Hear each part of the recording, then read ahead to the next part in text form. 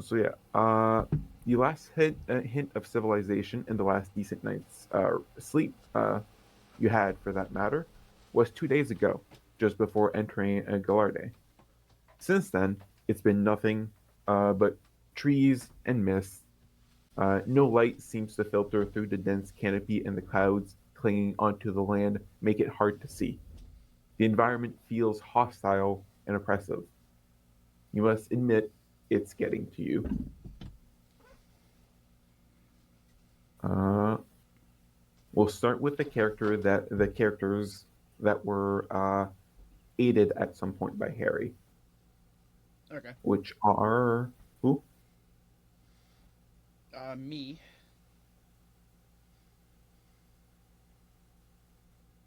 Is that it? Yeah, I think so. Okay. Uh, so the road meanders through dense wooded swampland. The putrid bog surrounding you is home to alligators and snakes, and in places the swamp water floods the road, forcing you to leave the path. You lose your way more than once. Mist starts enveloping the land. Uh, Mist started enveloping the land this morning, limiting your field of vision. It seems you to have settled in for the long run and shows no signs of dissipating. This dense carpet of vapor makes your journey even more difficult, and you swear you've passed the same trees time and time again. You stumble blindly through the undergrowth, picking up scrapes and bruises along the way. The woods open up into a clearing where the mist seems to be slightly less dense. Sunlight even breaches the tree canopy and illuminates a little pond in the middle of the clearing. Weak beams of sunlight seem to dance on the water. The effect seems almost magical in the gloomy forest. Resting for a moment by the water, you enjoy a moment of quiet. Suddenly, you hear the anguished cries of an animal in distress. Moving towards the sound, you come across a magnificent white stag. The panicked animal's leg is caught in a trap, its metal blades cutting deep into its leg. As you approach, it panics even more and it tries to pull itself loose, causing the trap to dig deeper into its flesh. What would you like to do? And this is just for the ones that are aiding the guy. Yeah. That have been aided by Harry? Okay.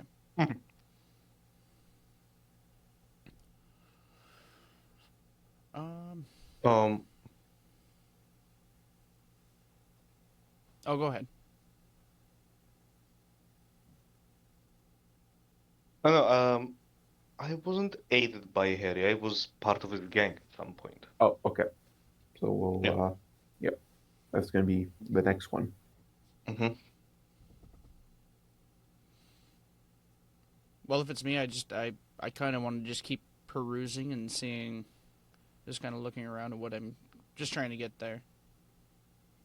Okay, so you're just going to ignore the animal, the stag. Oh, actually, I'm gonna peruse up to the animal and just kind of see what's going on there. Okay. Uh, roll animal handling so it doesn't panic more as you approach. Okay.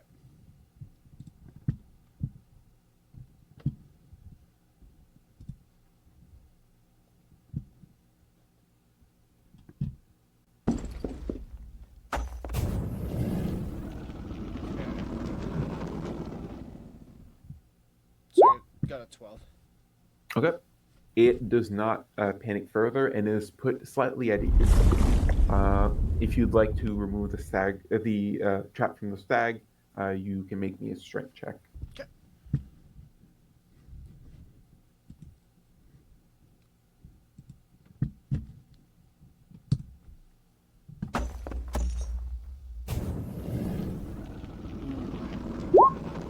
7.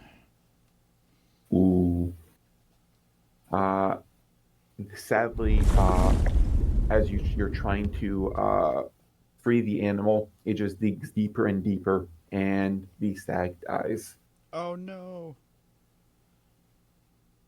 Womp womp. You make your way back to the path, cursing Harry under your breath. What a fool to pick such a desolate place to settle. The thought is immediately followed by a pang of guilt as you remember what Harry did for you. A little discomfort is the least you can endure, though you owe him much more. You push onwards. Following the river, you finally come upon the dock where you're to wait for the carriage. It's little more than a few weathered planks lit by a lonely lantern atop a post with no benches or seating for you to rest your weary bones.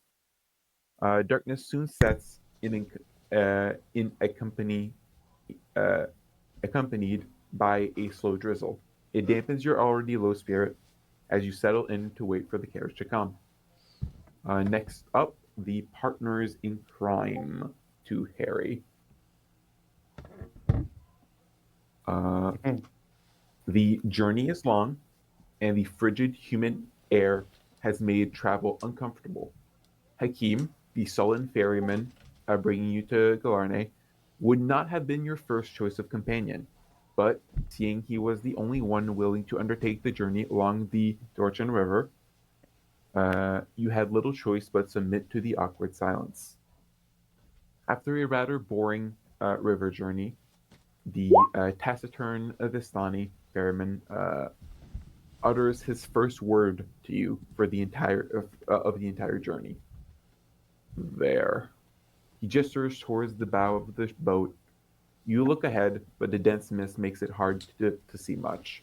The man has resumed his silence, and you wait until a small dock finally looms up from out of the mist. The dock is little more than a few planks, nailed together, lit by a single lantern. It gives off just enough light for Hakim to steer the boat towards it safely. From here, a carriage is to take you, and several others, the final leg of the journey. After Hakim's sullen company, the possibility of more civil discourse lightens your mood somewhat. Uh, you have not paid the ferryman uh, for his services. Uh, would you like to give him the 3 silver that was agreed upon uh, at the beginning, at when you first like uh, Am I alone on the boat? you were alone? Yes. Uh, Talenor would just sigh and place the 3 silver in his palm. Uh, okay. You give him the 3 silver. He gives you the change. Uh, you turn and wave and salute to the frowning ferryman, who is already pushing off from the dock, clearly not wanting to drag things out. You turn and make your way towards the light of the lantern. You see Vaelen. So both of you can introduce your characters. We'll start with uh, Talenor. You would see a somewhat short, black-haired elf, dressed in very heavy and clearly not blacksmith-made leather protection. Uh, Aside from his unusually long black hair that he ties back with a red headband, he has a he has lots of weird little bits and bobs on him. Insignias, small small tokens, along with a crossbow and a weird bump on his right arm Okay. that seems to be covered in leather. Thanks. And Valen. All right. So essentially, with Vaelen, you're basically seeing a human-looking guy with a with a black goatee, but piercing blue eyes. He's got very light armor on with essentially a hood to try to cover up his features, and a cape just to, like, more or less just for aesthetic appearance. Um,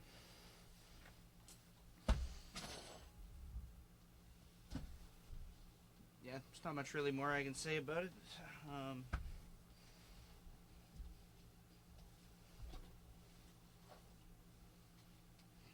Definitely Okay. emits like a sense of regality and a sense of like respect.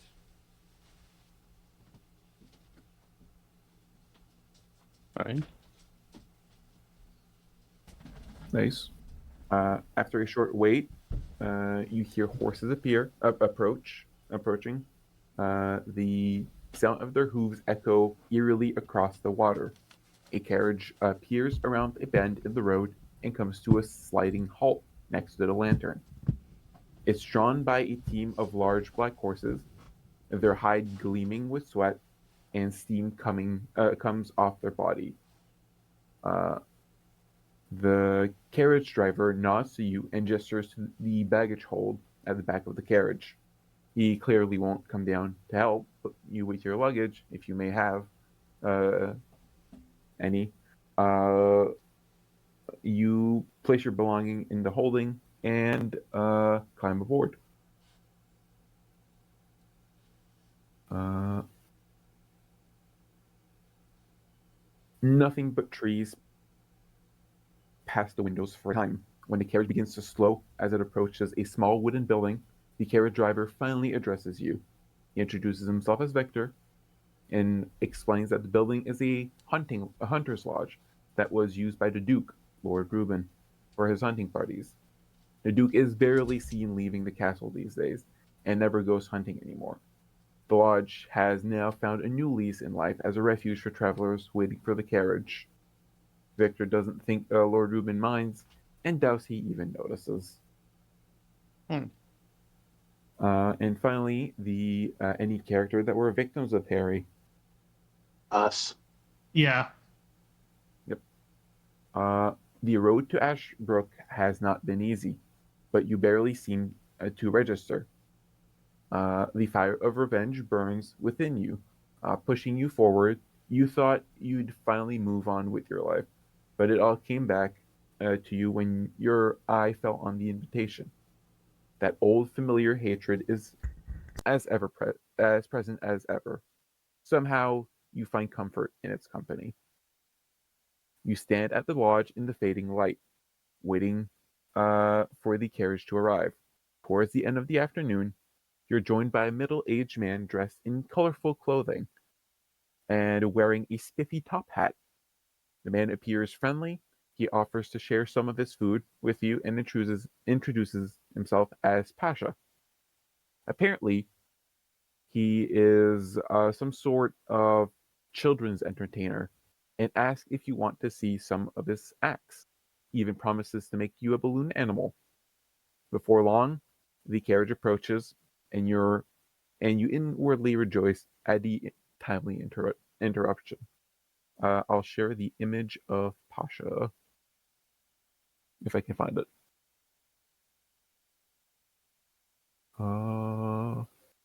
Should be one of the cards. What do you think, kid? You want a balloon animal? Oh no, please don't. I may be young, but I'm way past that type of stuff. You're the kid here. Ha. Mm-hmm. Um, Stick up my tongue. where should I post it? How about a campaign chat? Here is Pasha. Oh, that's creepy. Yep. And some of you would recognize these two as well. Uh,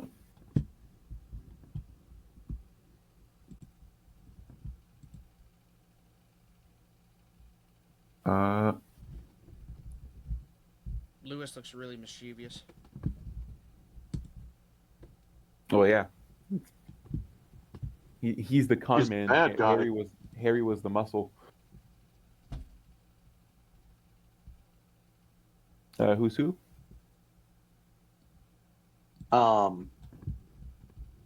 So just character description real quick. So when you see Kid Ycart, you see a man who is very tall, 6'5". Maybe not tall for fantasy standards, but pretty tall for a humanoid. He has dark hair and dark eyes, wears a very long black leather coat, pale skin, slightly pointed ears, with a silver necklace around his neck in some religious-ish symbol with a red gem in the middle that seems to glow faintly with ethereal light. And for my character, it's an elf, clearly younger and weird because she has purple skin instead of the normal colors. Well, you know what the picture looks like, but you notice that she on her neck she is wearing a symbol, which you guess is some sort of like religious symbol. It is a reptilian eye over a red flame.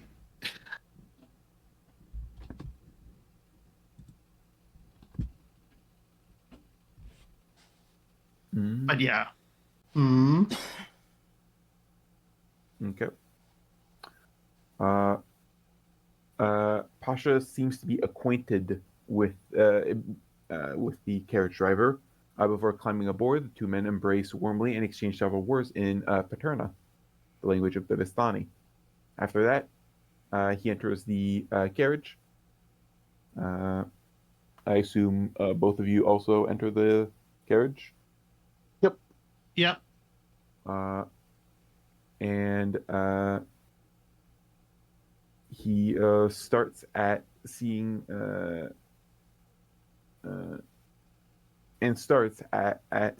there are other people present. I rarely meet other visitors to these parts, he explains to everyone inside as he takes a seat. I am Pasha. It's a pleasure to have some company out here. As the carriage begins to leave the lodge, he keeps eyeing each of you with a rather confused look on his face. Where are you traveling to? He asks. I just kind of ignore and look outside, watching the mist and fog. We are traveling to a wedding. Ooh, a wedding. Those are always great. There's always great food, entertainment. Well, at least I don't know about the rest. And then, Talenor pulls out a small, like, crumpled paper and checks it out again. Ashbrook. Ah, yes, Ashbrook. Rain begins to beat down loudly on the roof of the carriage. After an hour of travel, Pasha seems to come to a decision. You are strangers here. You are not to know, but I must warn you. He starts. He nods to himself as he pushes himself to go on. Suddenly, he stops speaking mid-sentence, clutches at his mouth as his lips slam shut. His eyes widen as his fingers start to claw at his mouth. Blood seeps through his hands. He looks at you in terror before slamming on the side of the carriage. He tries to scream, but only a gurgling sound comes from his throat. He cannot even wait for the carriage to come to a halt. When it begins to slow, he jumps out and runs off into the woods beyond. Oh, Jesus. Oh, like I didn't even have time to try to heal him. That was weird. Talenor rapidly looks around him, like maybe something caused it. I don't Should- like the way it went. Shouldn't we go after him? I'm not going anywhere out there. No. Well, if that's the case, I'm staying here with you. Yeah, I want to Good look around the idea. carriage and see if there's anything that kind of spurred this reaction. You can roll investigation or arcana. I will, I will do the same. Okay. What do you want to roll, Arcana or Investigation? I'll roll the other one. Well, I got an 8, so... Investigation. That's Intimidation. Oh my god, I hit the wrong one, my bad. Okay, round 2, sorry guys. My guy is an investigator, so he's always looking around for things. Well, Investigation, alright? I'll roll Arcana. Okay, and Kate, you can roll an investigation as well. Should show up. It did not. Hold on. Oh, it did. Nice. Vaelen, nothing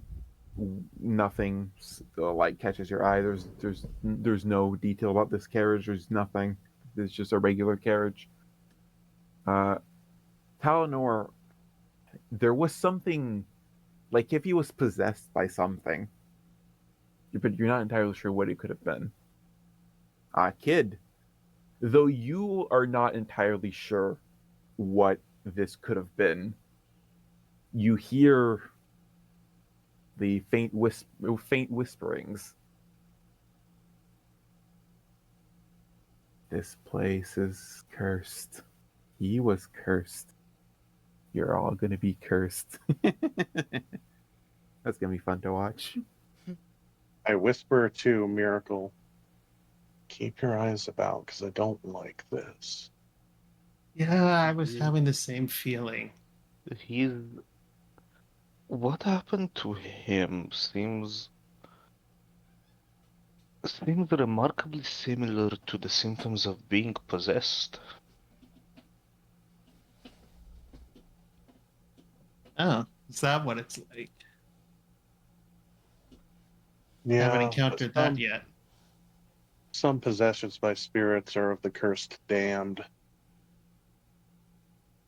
do you think something got control of his physical and mental being? Mm. Yeah, normally Rat. there's... Did you Sorry. sense the spirits? That's Uh, telepathic, sorry. Telepathically, Rem, did you sense any other spirits? Because he's a ghost. Mm-hmm. He says, no. This is far worse. Don't know what it is. But keep your guard up. Or don't. It'll be funnier that way. Thanks, buddy. Real helpful. Again. Yeah, if I'm talking to Rem, typically, unless I say it's out loud, it's in my head. By now, the sun has long since set. Even this late at night, you can see that there are better looking places than Ashbrook. Truthfully, almost every place you can think of looks nicer than this gloomy, tired looking town, except maybe Detroit. The incessant rain does not help the matter, as it adds to the grayness of the dreary place. Most of the buildings are wooden, and the town does not look very prosperous. You notice one exception: a large stone building overlooking the square, decorated with beautiful carved statues and gargoyles. A banner displaying the symbol of Ilmater flies above its doors. It's obvious that the deity is truly loved here. Finally, the carriage comes to a halt in front of the inn. a large wooden building close to the square. This is the Merry Herald. Let me move all of you to the map of the town. Ooh, Here you go. fancy. Wonder where the church is. The church is obviously this building, but the Merry Herald is this one right here. Hmm. That was Kid being sarcastic. No, actually, I'm joking. The church is actually this little tent right here. Talenor just quietly goes to the back of the carriage and puts his backpack on him. Okay. Right. Yeah, I jump out and grab my luggage and just would like hurriedly hurry into the out of the rain. Like, come on, let's get our rooms. You're not gonna melt. Why are you running? Mm. I'm just casually strolling in after her. Uh, I proceed with everybody.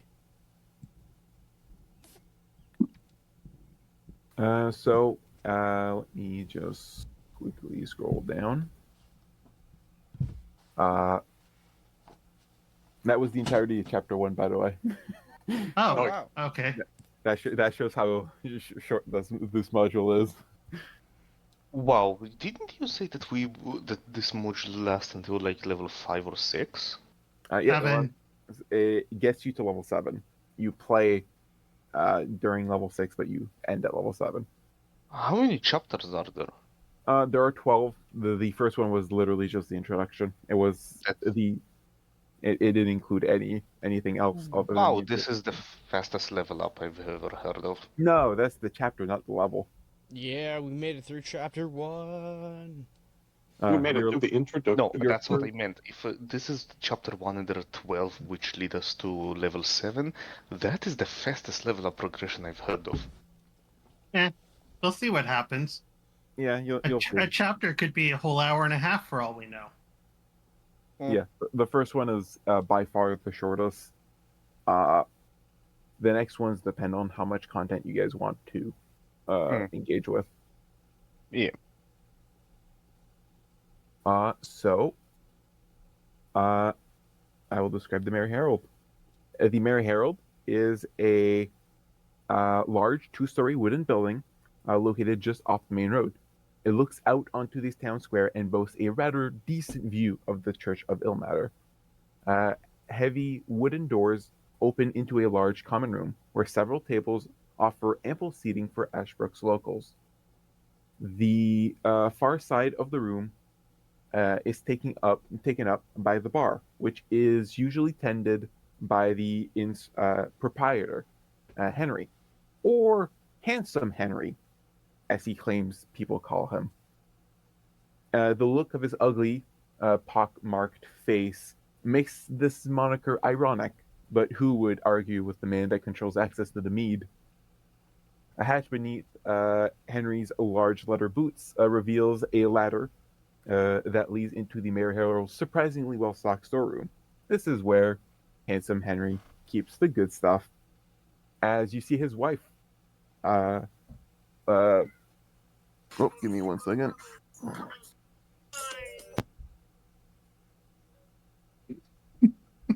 I just hate it when my porn starts while I'm doing something. Oh, that reminds me, I should turn mine off, or at least my sound. You don't just let that play in the background. It's like ambience, like white noise. So when I worked for AT&T, I was telling a man about why his bill had changed prices, and literally he's like, "I'm retired. I'm just living my best life." Entire time there's porn just blaring in the background. Like I just hear some people going to town. I'm like, "I'm sure you are living your best life, sir." Please put your pants on while you're talking to me.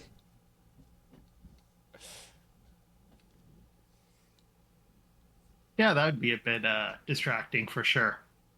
Oh, if you actually heard the call, you would have been very surprised by how like not like I didn't even you couldn't even tell that I was trying not to laugh my ass off the entire time.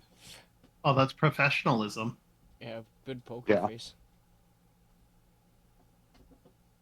Because I So- showed my boss the call and she was super impressed at the time. So, looking at this map, I'm wondering what's with all the things on the left side. Like, it looks like there's a bunch of small circles. Maybe we'll find out soon. Okay, I have returned. Okay, Sorry about that. that's fine. So yeah, his wife, who introduces herself as Hyacinth, climbs out of the storeroom with some bottles of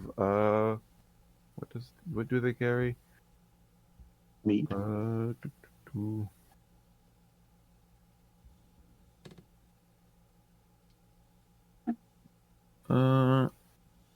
Of brandy. Mm. So hold on. We can see his like to be wife, right? His current wife. Oh, gotcha. Okay. This is This is Henry, not Harry. Oh, okay. My bad. Yeah, they for some reason decided to have a Henry and a Harry in the same town. Yeah, it happens. But yeah. So I will give you guys the services available at the Mary Herald. 2 rooms have been paid for by Peter Jonesby, the father of Kate or Catherine, who is the bride. Well, ain't that nice? Who are they for? The 2 rooms are for the people that were invited. So everyone but the victims. Oh, bonus. I get my own room for a change. Hee. So yeah, that's just 2 of us. Pay for it. Yeah, so there's 2 rooms with 2 beds each. So technically, you guys each you'll have to bunk with someone. Oh, okay. Kid, I guess I'm with you again. What else is new? Yeah, exactly. This is the services available at the Mary Herald. Talenor, you don't snore, yeah? Elves don't sleep. Well, this'll work out wonderfully.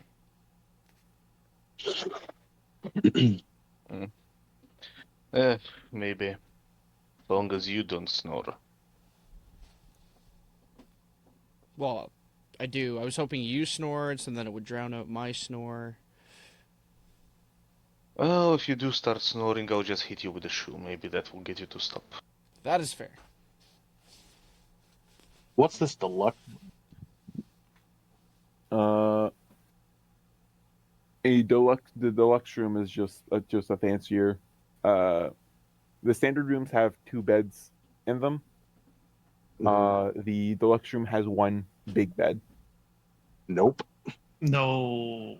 You got standard rooms paid for already. Oh, I thought we didn't because we're the victims. Well, they don't know who the victims are and who aren't. They just got 2 rooms with 2 beds in each room. Is we're just somebody taking gambling or playing dice in the inn? At the moment, there aren't that many people even here at all. If it's okay, I want to check out the room. Yep, you can go on ahead. and check out the I'm room. sorry, I was asking Kid. Oh. Yeah. Okay. Yeah, go ahead. It doesn't look like there's anything going on. I'll just come with you. Oh, Get okay. everything stored. Mm-hmm.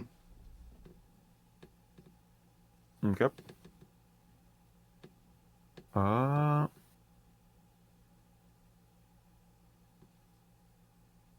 And as well in the main in the like dining area, the common room of the inn, there's also a poster. What is the poster? It is this right here.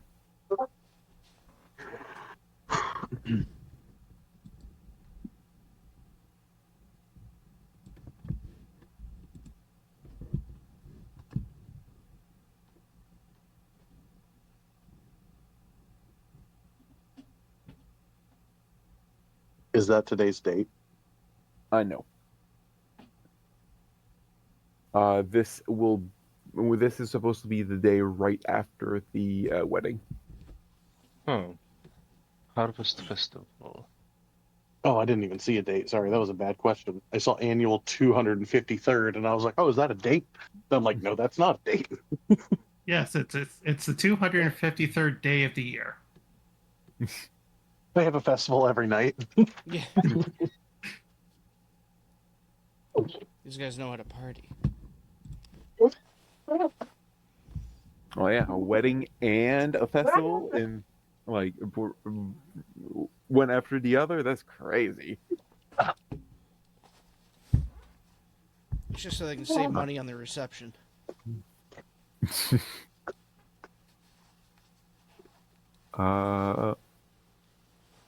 Just make sure I have everything here. Yeah, no, I can officially completely move over to chapter 2.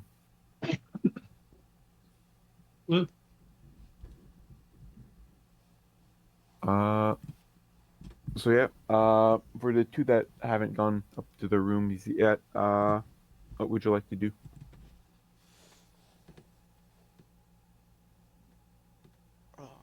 I just kind of want to I want to look around and just kind of like, is there anything other than the poster that's worth observing? Well, other than the poster, there's like 3 drunk, locals that seem to just not want to, like, stop drinking. And there's the barkeep, his wife, and, no, she wouldn't be here at this time. So yeah, it's just the barkeep and his wife. His wife is like passing out drinks to the people that are still drinking, while Henry is just standing at the bar, polishing some, or cleaning some mugs. Nice.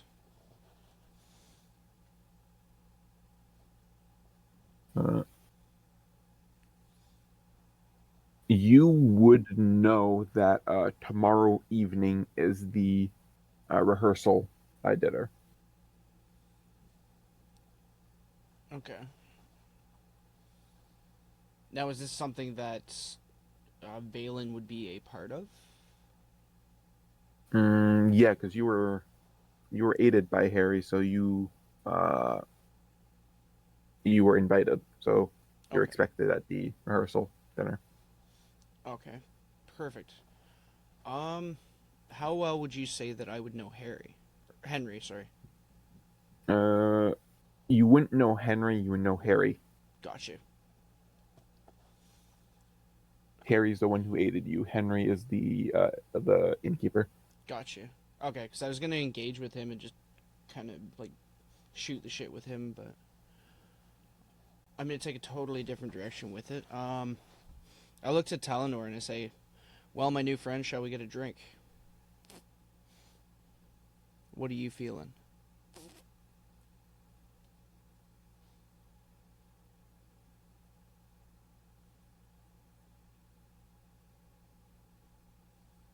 Hello? Doc. Yeah. Hello? Hello, welcome back. There we go. My mic is pissing me off. Ah, Yeah, how much did I miss? Oh, not too much, man. I was just curious. Mm. Do you want to go get a drink? I hear it's a good way for people to get acquainted with each other. Sure, seems like we're at least going to spend the next couple of days here. Excellent. You're here for the wedding too, correct? Indeed. Hmm. I wonder why Harry returned to this place. It's not exactly the most pleasant. Indeed not, but for an occasion so beautiful, I did not feel as if I could pass it up. How about you? What has brought you I, here? oh, I rolled with Harry back then. And I wouldn't say rolled exactly, more like help. Interesting. Yes, I'm here is because at a point in time I required Harry's help. Hmm. And it put me in his good graces to where he felt the need to invite me to this grand occasion. Well, it's certainly a place to, it's certainly a time to enjoy. Now, uh, well, while this conversation is terribly interesting, uh, one, I saw the menu. And why is meat in quotations in meat and potatoes?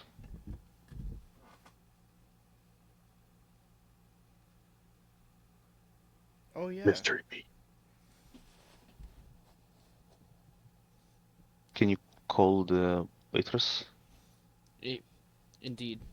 So I shout out to the barkeep slash waitress. Yep.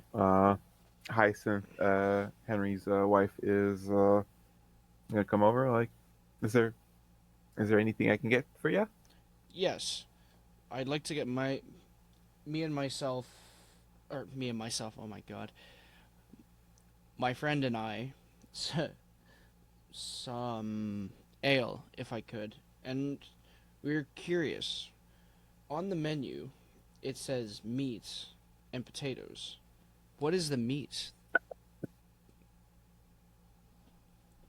Is it lamb, Well, chicken, beef? we don't always carry meat, so we put meat in quotation marks because sometimes it's not actually meat. Is it Well, beyond beef? do you carry it now? At the moment, we have some, yes. I'll take some meat and potatoes and uh get me some wine, please. Some wine or some wine? Is there a difference again? Oh yeah, there is. So out of And character, when you said please bring me some wine, it made me think of Hotel California. That one line where it's like, please bring me my wine. mm, yeah, if you heard my accent in real life, you would not say that. What is the difference between the two? Is one just grape juice? Yes.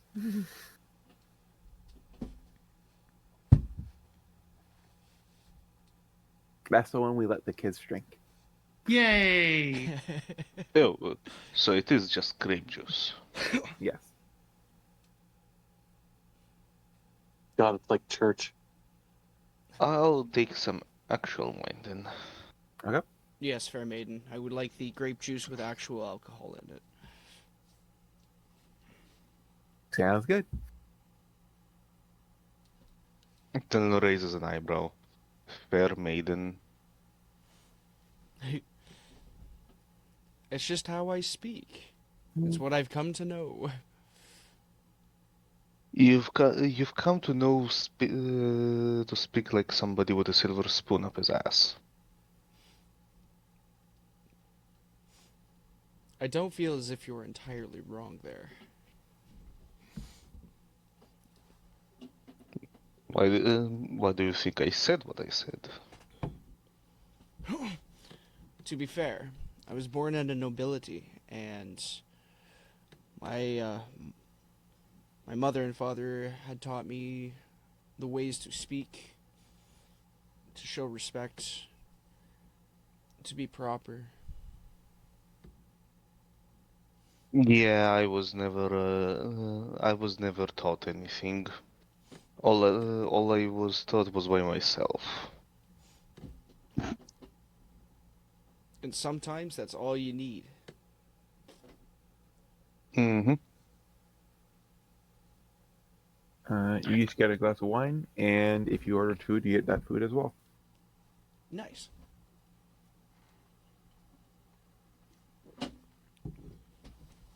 That would be a total of 1 silver and 6 copper. All right.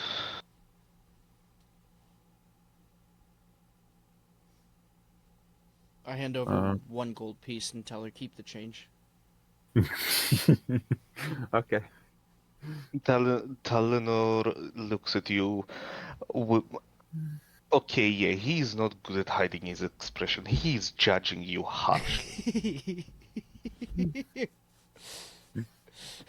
That's that's entirely fair.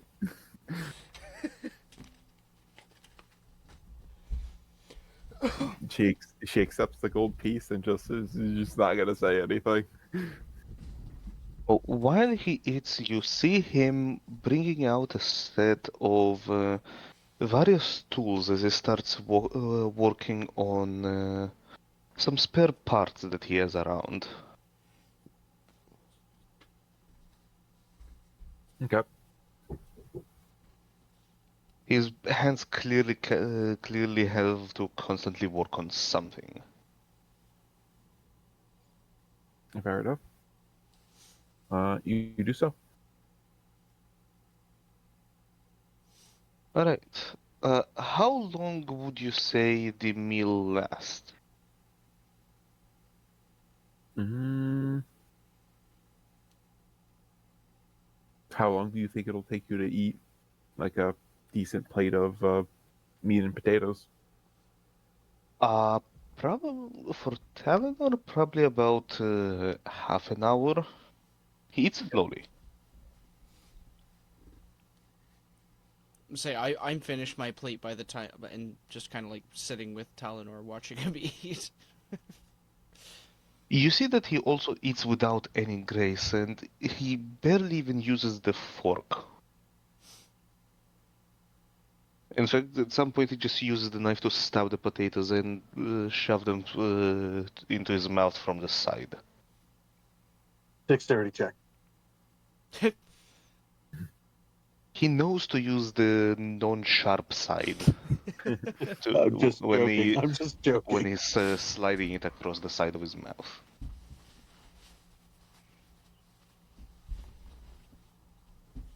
So as he's doing this, I'm just kind of giving him the side eye, just like kind of giving the like, what the fuck kind of look. Yeah, he does not pay attention at all. He is incredibly focused on the weird pile that he has going on.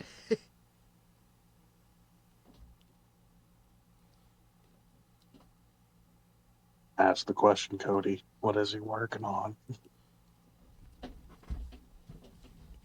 So yeah, initially I start out saying that's some pretty good shit, isn't it? I thought they were gonna Mhm. bring out some weird like street meat, but this is actually fairly decent. Street meat is fine. You get used to the taste of rats after a while. I couldn't imagine. In a change of topic, what do you got there? What are you working on?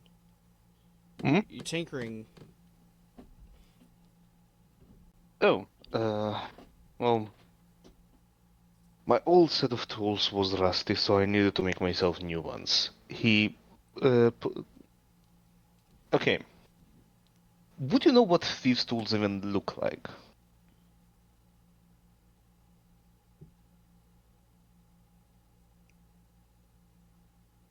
What are they? Like smith tools? No, would you know what thieves' tools even look like? Um, I, f- I feel like in my line of work, possibly, probably, probably.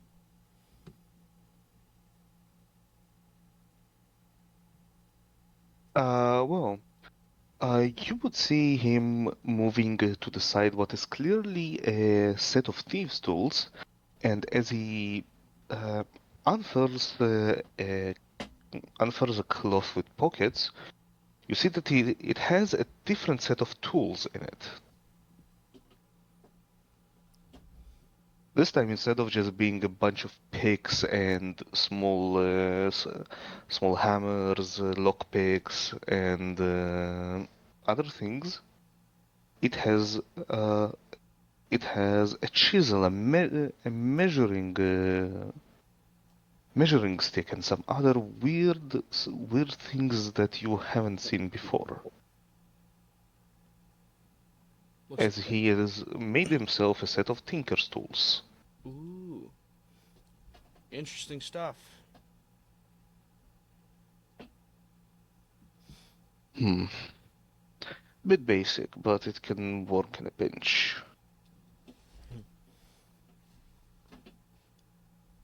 Well, good luck with what you were working on.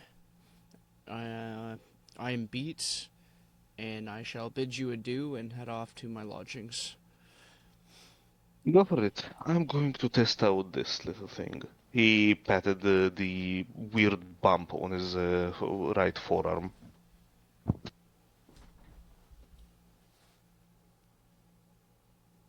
Assassin blade? Question mark. No, something much more exciting. He pulls the cover back, revealing what appears to be a miniature cannon. A hand cannon. That's awesome. Out of character. Sorry. um. Well, to your eyes, it looks like a ship's cannon that has been miniaturized to a comical degree.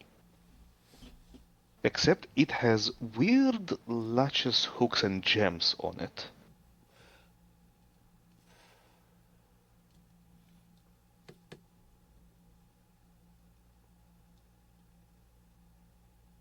You got a ship in a bottle I'm on your wrist. more than that. Talenor raises his arm, points it at him, and suddenly the barrel of the cannon extends about 7 inches as he and lights up with purple light. Ooh.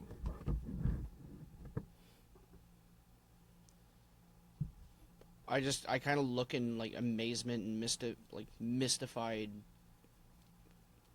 fucking mystified eyes, just like holy shit. After tinkering so much with magic, you eventually learn a thing or two. That's quite impressive. It looks like something I definitely could have used in my line of work.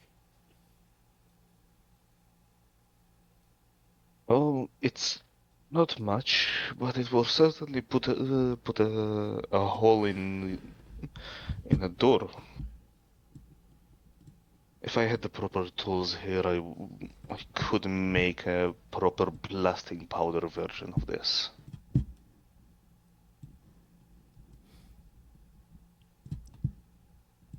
Some sort of genius.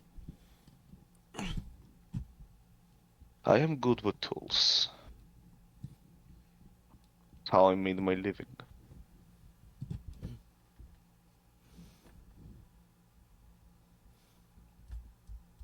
All right. So yeah, Well, definitely after you like can. observing the the tool on Talenor's wrist, I start to make my way to the room, and Okay. I basically just store everything that I brought with me, and yeah, I feel as if I just kind of like just hang out, chill out. Yep. Sounds good. And Talenor, once you're done with your tools and food, what will you do? He would get away from the tavern and go like some ways away from everyone, probably to around like this area, in order to try out his invention. Okay.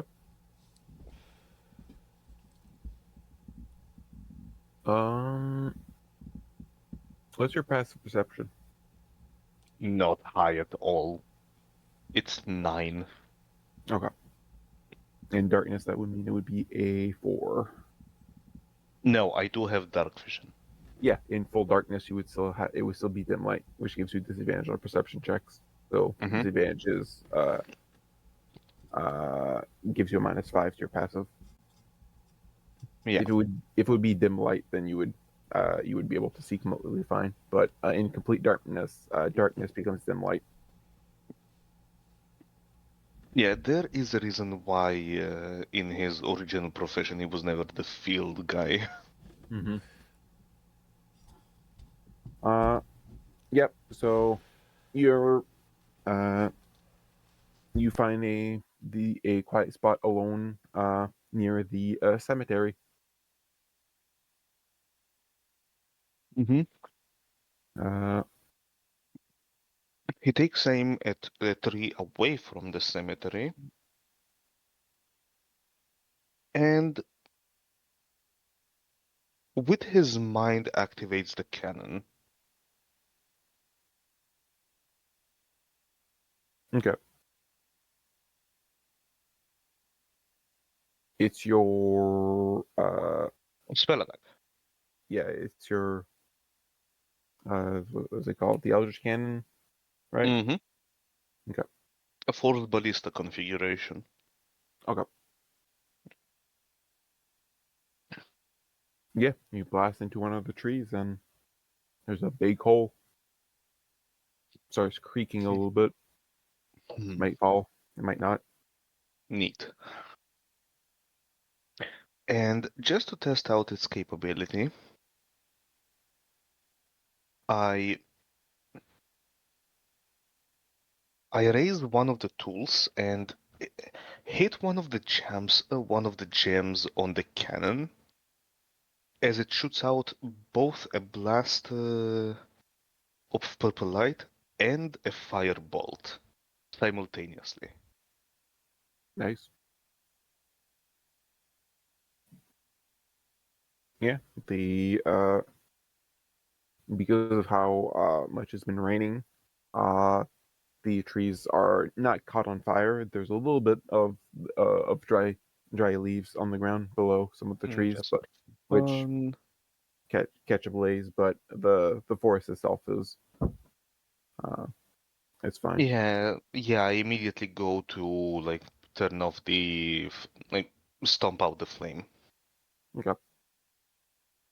And after Uh, making sure that it works properly, I return to the inn. I'll give you a small description of the old cemetery though. First, Mm-hmm. the old cemetery outside of town has not been used for many generations. It has been reabsorbed by the surrounded woodlands.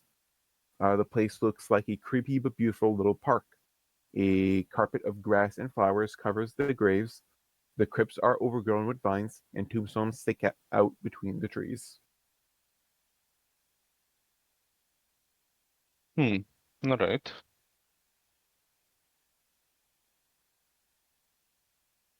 Um, well, I am not going into the cemetery. Fair So enough. for the moment, I'll just, like I said, head back. Okay, you head back. Do you sleep in one of the? Well, do you trance in one of the rooms, or do you want to just trance in the common area? Um, one of the rooms. Okay. Uh, at this point, I think Vaelen would be snoring. Right? Uh, would you be snoring?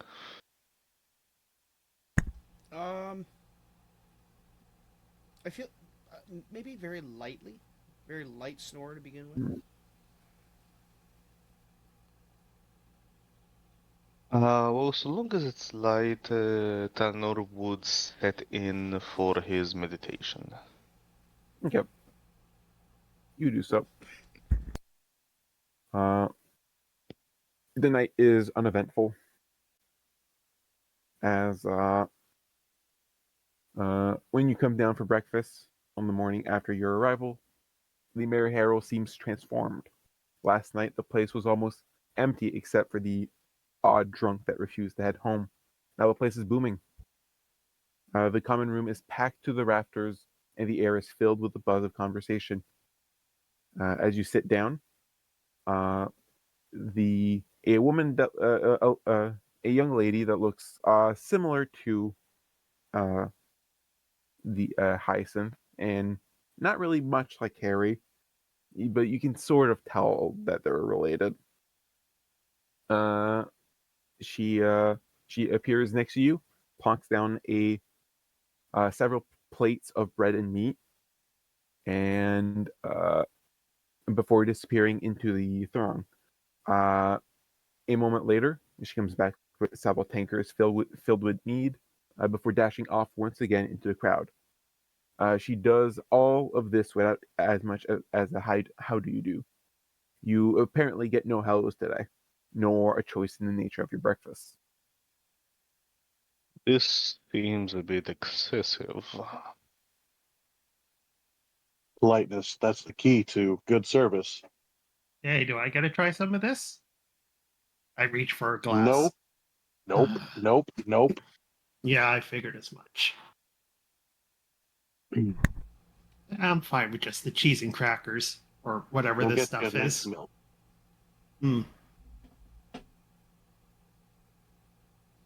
Yeah, it was bread and meat. Well, I'll just go for the bread first. I'm not sure what type of meat it is. Mystery meat.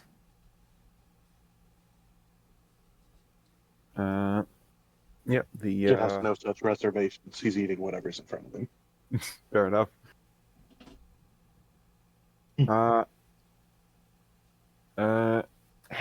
Hyacinth is currently at the bar. Henry's wife. So Henry comes and sits down with all of you and informs you that today is market day and people from all over the region flock to attend. Most of them stay at the inn. The inn is going to be lively this evening as the bard is staying the night and has promised to perform. Harry and Kate should be very happy to have some free entertainment during their rehearsal dinner. And he can give you directions to any other sites in town if needed. Should we order our dinner meals beforehand just to make things easier on you?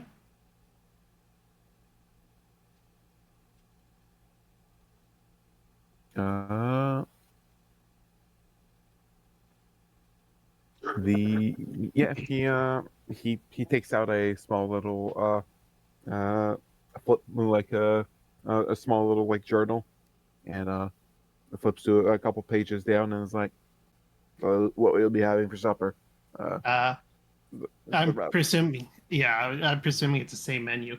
I think I'll have a rabbit stew and what's this wine in quotations? Grape juice. I'll have Give one that of to those her. then, please. Okay. Rest of you?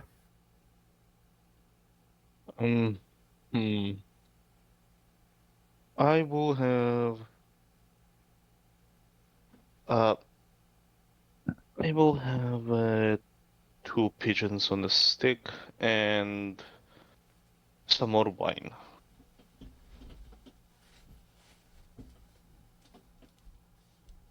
Okay. Here, I sit down.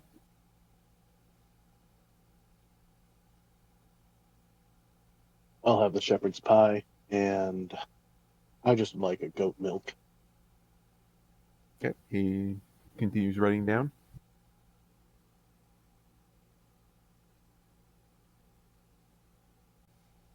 And finally looks at Vaelen.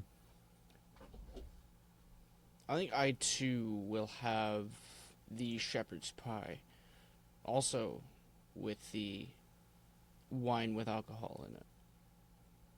Okay.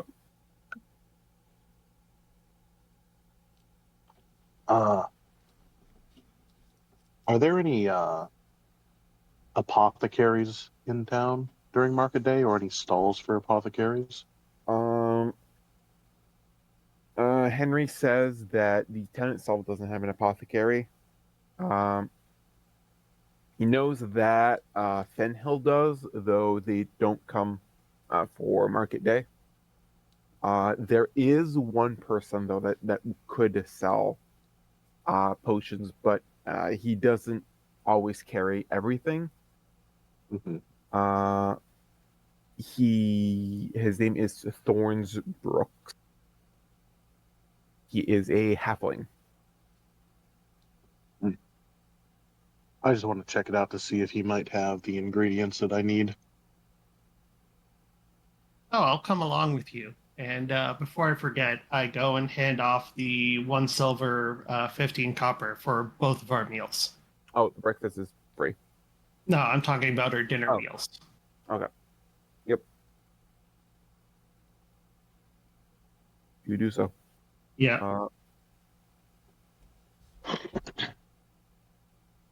All right.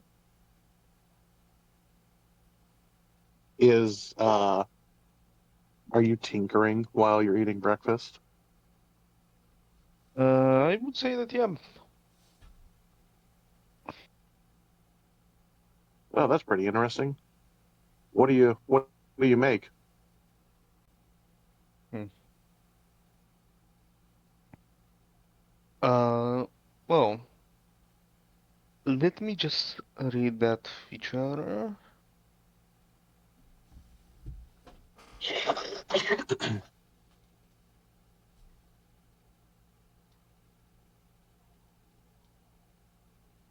Alright. Uh, so, and you see that the Tinker's tools that I Mhm. am using are wearing out quite quickly while I'm using them to create a different set. Hmm. And eventually they are very worn down enough for me to simply toss them into my backpack as I ready a new set, this time of woodcarver's tools.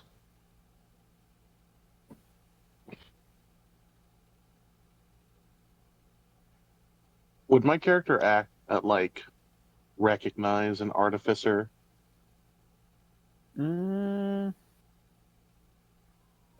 so you were an investigator. Was it in like a smaller Hmm. town or a bigger No, city? bigger city, bigger city. Okay, yeah. You know of artificers. You know the type of shit they could come up with and how they can just turn basically anything into anything, Gotcha. So even to the point you're of an mimicking magic. gotcha. Oh, you're an artificer. I do you sell your products that you make? Uh, well, if you got something that you need worked on, I can certainly do it. Well, I've had this idea for um, a band of rings that project kinetic force. I end up in a lot of situations with shady people, and having that extra protection is always a plus. You can certainly make do with a ring of spell storing and a bunch, and a couple of small protection spells in it. All right. Yeah. Well, I was just thinking of something that not only protects me, but moves them or bashes their head in, whichever is more convenient. Mm. Oh, there are spells that can help you with that, and like I said, the ring of spell storing would work wonders. Mhm. How much would you you can make one of those? I can. It's going to cost you though. How much? For the materials needed for such a thing.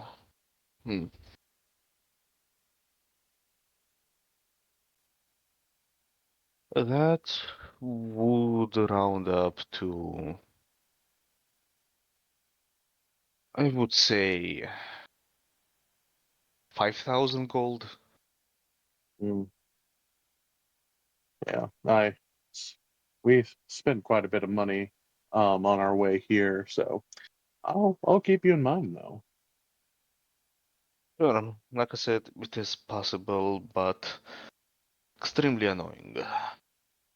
Mm, The 5,000 would be to just cover the materials.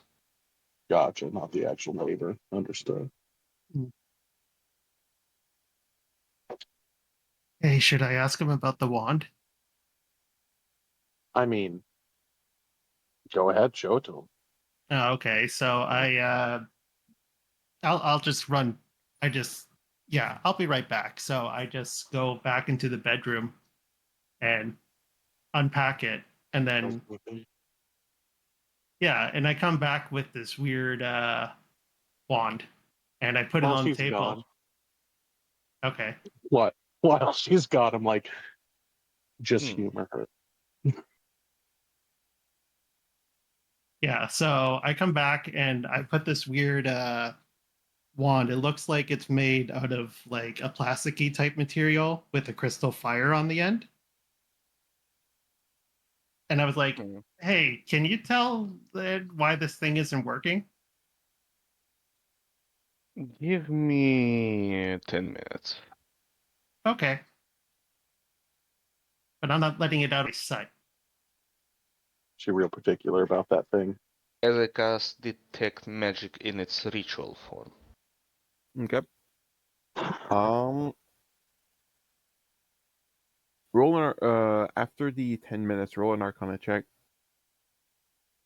Alright.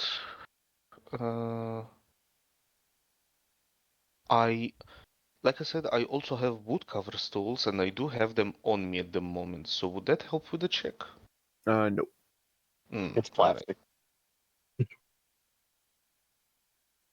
Well, it's still pretty high. Pretty good. So the school of magic that this wand is changes every like half a second. You are knowledgeable enough about magic that you know that this thing is pure wild magic essence. You're not entirely sure what it originally was, but something destabilized it to become wild magic. Mm. And so it's not a matter of activating it, it's a matter of the wand not being stable enough to actually cast anything. Are Huh. you talking to me or the DM still? This is to the DM. It is activatable, but the effect that it does is not predictable. Huh, that is... Oh, I would love to know what did that. So would she. That It's not that the wand isn't working, it's not working how you want it to work. Oh, what do you mean? Every wand has a core, something that lets it connect to a certain type of magic. Mm-hmm. And what differentiates it from a something that lets you channel any spell into it is that its core is set. Mm-hmm. I nod. Well, the core of this thing has been fucked to Kingdom Come. Oh, so not good. Like, well, not necessarily. It's just that you, instead of focusing on the spell that the wand was supposed to make, you need to focus on simply activating it. The problem is that with how incredibly unstable the core is, You would be lucky to get what you want. Oh, so It you can't has. fix it. If you wanted to cast, say, a simple missile from it, you might get a missile from it. You might turn somebody into a chicken, or your hand might blow off. Yeet. Yeah, the one time I used it, it created a skeleton. Yeah, consider yourself lucky that you are currently not armless. Hmm. Maybe I. Lucky I Like I, had to s- kill that skeleton. like I said, I would love to know what did that because that would make one hell of a bomb. Oh, okay. But that's kind of hard to explain. Particularly because I'm not really sure what happened myself. Well, can you recall what did this? Yeah, from what I could tell, I was thrown into a portal of sorts, and I just wound up in the middle of a field with it. And it's been like that ever since. Would that ring any sort of like bells in Talenor's head? Um, I mean, going through wild space would do crazy things to any magic item you would be carrying with you. Hmm. You were shunted into the void with what is very likely a very poorly made wand. Hmm. Did It's its no, won- job before. it's no wonder that this thing is fucked. Hmm. Any any magic item that is of poor quality has a chance of going haywire when entering the void. Okay. And So this it's is either just the this is just the result of a core being so destabilized that it cannot stay something for long enough to focus on. okay, good to know. So, but I'm still keeping it, and I go and reach for it and take it. Sure, use it at your own risk. If you do blow up an arm, though, I might know somebody who would get you a shiny new prosthetic. Hmm, I'll keep that in mind. I just hold it close. You've been quiet, pretty boy. Just watching and observing, keeping an eye on things.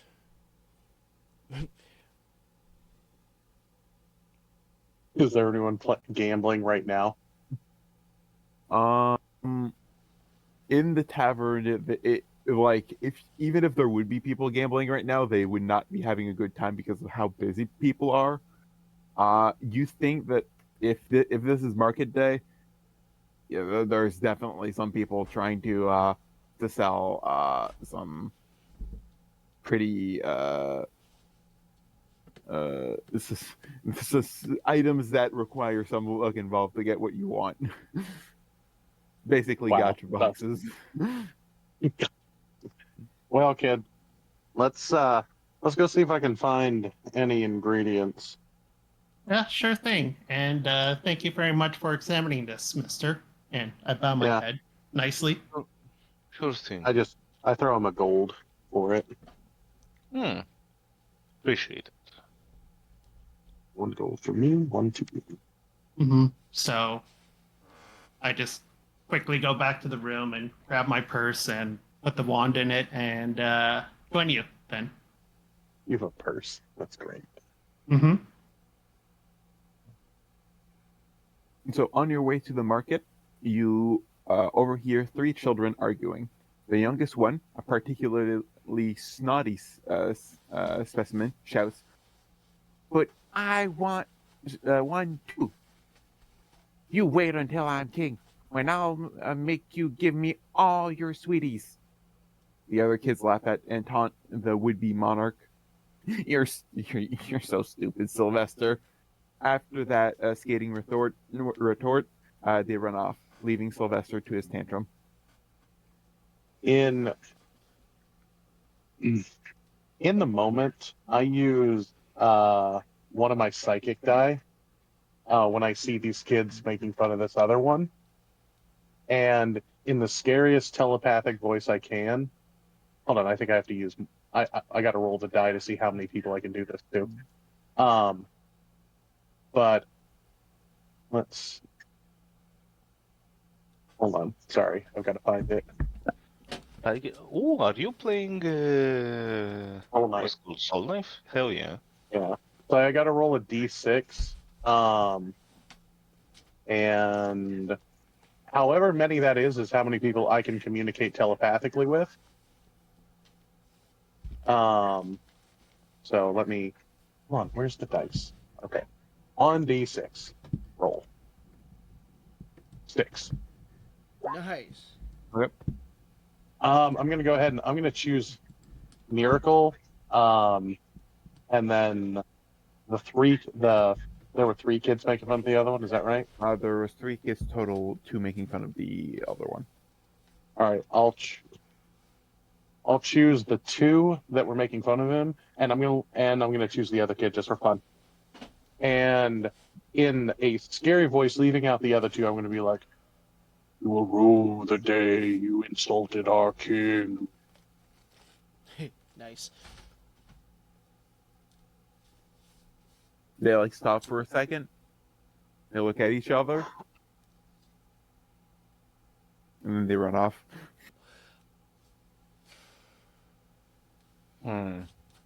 And in Sylvester's head, I say, "Don't let him get you down." Normal face. He seems to not even be listening to the voices. He's just in his tantrum, just being angry at basically nothing. Oh. So vocally, you all right, kid? No, What's wrong? you didn't give me their sweeties. What the heck, Why- the sweetie? Candies. Why would they? Lollipops?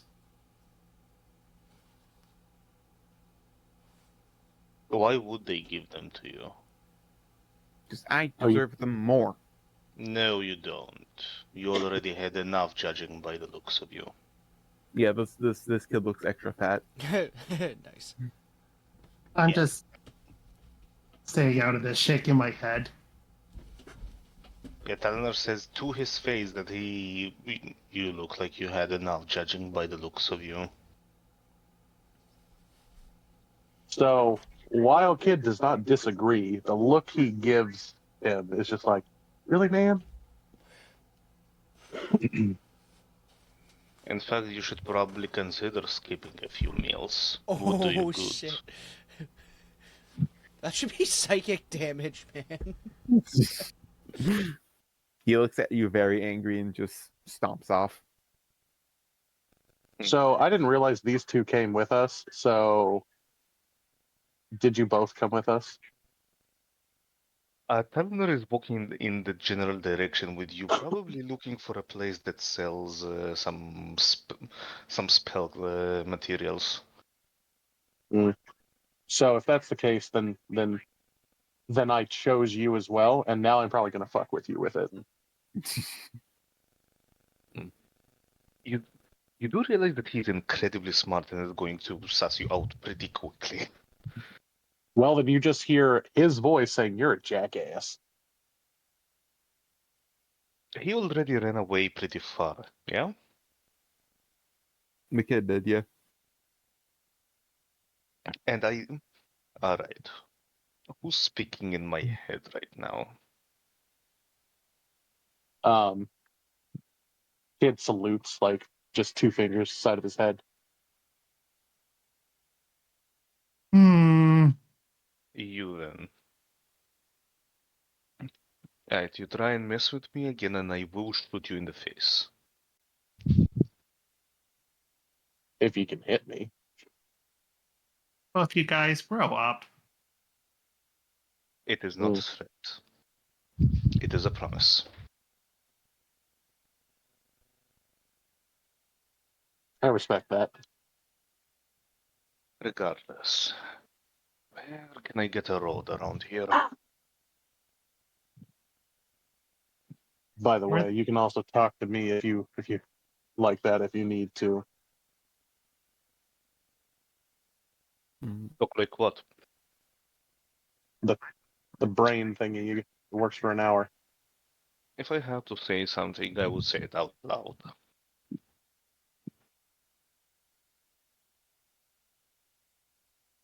Probably for the Just- best. Now, again, have you two perhaps seen a shop with magical components around here? No, we were just looking around in general. So I I don't know. I have a passive perception of 16. Do I see somebody selling magical looking googads? First up, you do see one thing. When you arrive at the market, it's already in full swing. It may not be the biggest market you've seen, but the atmosphere is welcoming. Several stalls are selling food and ale, which might be the reason for the rather celebratory mood. People are swarming the market stalls, and several stalls holders are shouting at passerbys, trying to lure in the punters. this type of stuff, it's always the same no matter where you see it. for Yeah. pockets. So watch your pockets, and Talenor lifts his what's it called bag of coins in his hand and tugs on it as a chain stretches. Oh, that's smart. So while Kid acts like he's nonchalant and thinks everything is fun, he's super paranoid and he is honestly watching everything.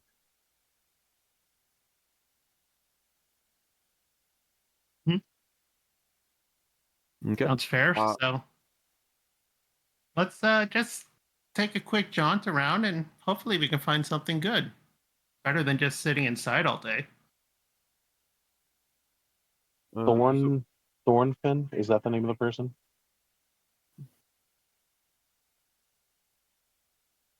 Who? That was the person who might have what I'm looking for. Thorn Brooks. Thorn Brooks. So as you start looking around at the stalls, from behind you, a man calls to you. The lords and ladies of Fenhill dress dashingly. They're in on all the latest trends, and now the people of Ashbrook can look just as dashing. When you turn around, your gaze is drawn by a bright pink apparition. Further inspection shows it to be a gnome dressed in a tight pink blouse, wearing a powdered purple wig.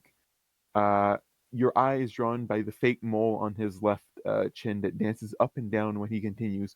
My tight corseted dress sport puff sleeves similar, if not superior, to those that have been turning heads at the castle ball last month. The hems are shorter than ever, and the men's tights have never been tighter. How risque. At Fratelier's fashion emporium, you pay to look fabulous, but we never said you would feel comfortable doing so. I cover Miracle's eyes. Thank you. Those clothes look remarkably uncomfortable. I mean, nothing this gnome has looks comfortable. Yeah, I think what we picked out before we headed out over here is much better, but that's just me. He also sells common clothes for 3 gold pieces. Now that is just that is just daylight robbery. Does he sell like fancy clothes? Because I know a guy that did not get a suit for this wedding. Yes, he sells fine clothes. Nice. For 20 gold pieces. Ooh.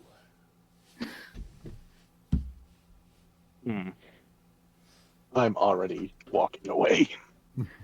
Yes, enough. I am walking away with him. My hands are still over her eyes.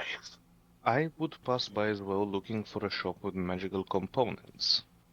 Which is what you come across next. You come across a crowded stand where a middle-aged halfling is selling potions and other trinkets. The man seems a little overwhelmed at all the attention.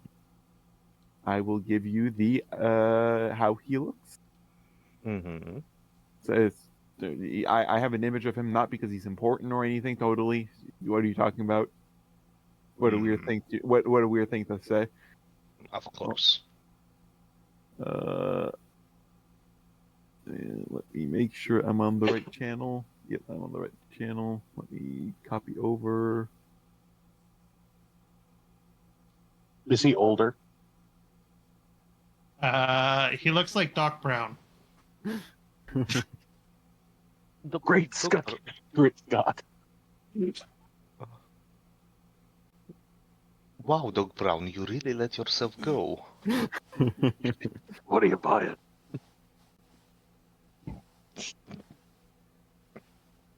No. Talenor approaches the stand, like, patiently waiting in line. After a bit, you get your way to the front. He seems to be selling random magical-looking trinkets, a few spell components, more druidic components, less arcane components. Hmm. And he is selling a variety of potions, scrolls, and magical equipment. Mm-hmm.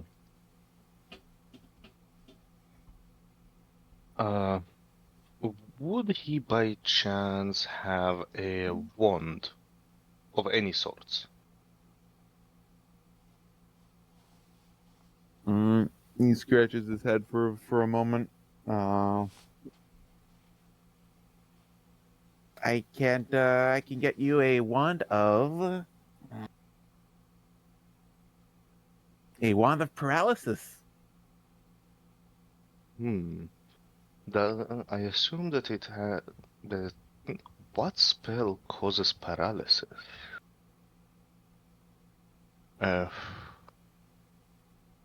Does it have hold person in it? Possibly. I think I've never tried it myself. I would still have detect magic on from when I casted it. Yeah, I would say so. Could I take a look at it? Yeah, there's a bit of enchantment magic on it. There's also some transmutation magic on it. Mm-hmm.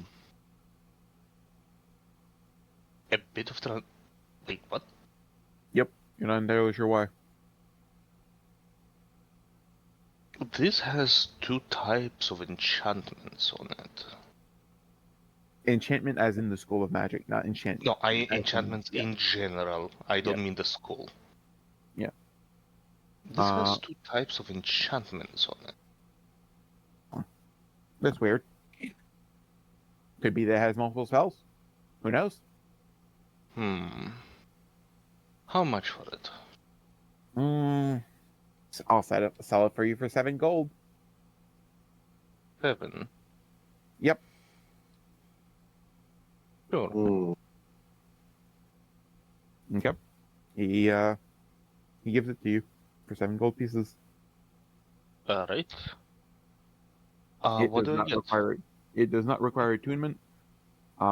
It has 1 charge per day in it, and it can cast Hold Person with a DC of 12. Ooh. Wand. Kid. Go ahead. Me? Oh, I was talking to him because he was talking. Sorry. Kid walks up, and you've seen him talk to like the rest of us like normally, but because this guy is older, he's like super respectful. Says hello, sir, and shakes his hand. And asks him if he has any ingredient. Do you by chance have any ingredients for potion making, sir? I'm a bit of a herbalist. What type of potions? Oh, healing mostly. Oh, Sadly, I don't have any of the components for healing potions on me. But I do have these healing potions, 5 gold pieces each. Can I investigate these healing potions to see if they're legit? Sure. Roll nature, medicine, or arcana. Oh, okay. Hold on. Let me find out which one I'm better at. Oh, it's definitely. Well, it's a toss up between all of them, actually. Nice. I guess I'll go with. Nature. Whatever. Probably be bad anyway. It's bad. It's 7. I have no clue. I mean, these things could be honestly, other than the slightly off red color that you're used to for regular healing potions, maybe they're slightly less potent. That might be why they're priced less. Well, this does look like a healing potion. I mean, don't I do a good enough job? You do. It's for you in case, like, you ever need it, kid. Oh, okay. Well, that's nice thinking. Yeah. But I kind of like to make things myself. So thank you, but no thank you. Well, If you're as looking a to side make note, things yourself, the apothecary in Fenhill is your best bet. Oh, appreciate it, sir. Thank you. What did you want to say, Doc? as a side note, you see while Talenor is walking, he is carving weird runes into the wand he just bought with his woodcarver stores that are clearly not of any regular magical school. For those of you who would know a bit about Arcana. Interesting. Okay. That one's a weird And- one. As I use one of my infusions to create an enhanced arcane focus. Okay. Sounds good. And when I finish carving those symbols, I pull back the leather cover from my forearm and light the wand into a small circular slot of the hand cannon that I have, which the two of you would be seeing for the first time. Well, that's cool. Wait, why does he got a handgun? Like a gun hand? Like, It's not part of my hand. ah, I simply Okay. keep it here for ease of use, though I can move it freely if I want to. Oh, that's Talenor nice. Clarification: snap is this on your wrist? and on my forearm. oh, okay. Talenor snaps his fingers and the cannon stands up on 2 miniature legs. What? That's As- my literal reaction. I just look at him like, what? Please tell me they look like chicken legs, like Baba Yaga's house. Okay. No, they look like miniature metallic hooks. With their sharp side pointing upwards. Is that like an RC car of some sorts? What the heck is an I- RC car? And Oh, never mind. without me doing anything, you see the cannon traveling up my arm to my shoulder, and then back down to where it was before, laying down on its in its quote unquote holster as I cover it back up. Huh. I managed to get it to climb on a wall yesterday. It was pretty neat. That Sounds kind of neat. sounds like a good trap if it does what it looks like it does. Yeah, on command, it can shoot pretty ser- it can shoot 2 pretty serious bolts. That's Kid is what now it can interested. do? He's like, how far's the range can you control it from? I am from Mm, you know what? That I'll keep as a trade secret. Fair enough. What would Vaelen be doing at this moment? At this point, he's just kind of like he's looking at Talenor's hand cannon. He's like, "That's what you were working on, the bar." Yeah, that's right. I even tested it yesterday. Managed to blow off a small, relatively small branch of a tree in one hit.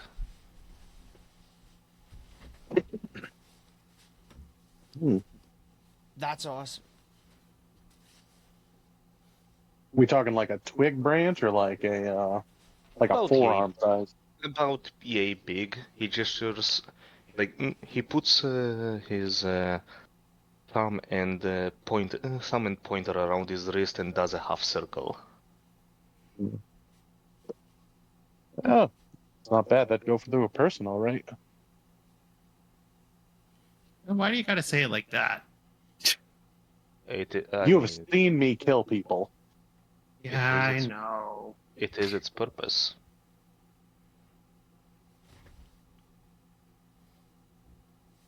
So You can tell that this is an argument that me and her have had about. So can that hand cannon thing take down a person, or is it just like a pellets projectile? It does not require any ammunition.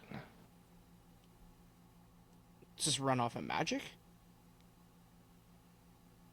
Precisely. Wow.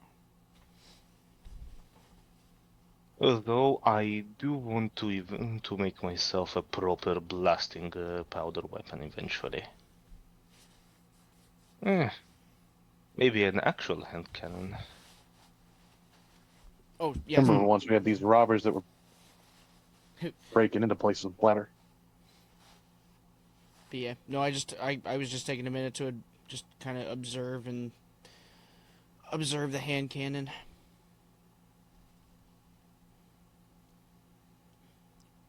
Just curious, what time of day is it right now? Well, I mean, it's been less than 10 minutes since breakfast, so. Yeah, so it's still very early in the day. Gotcha. Mm-hmm.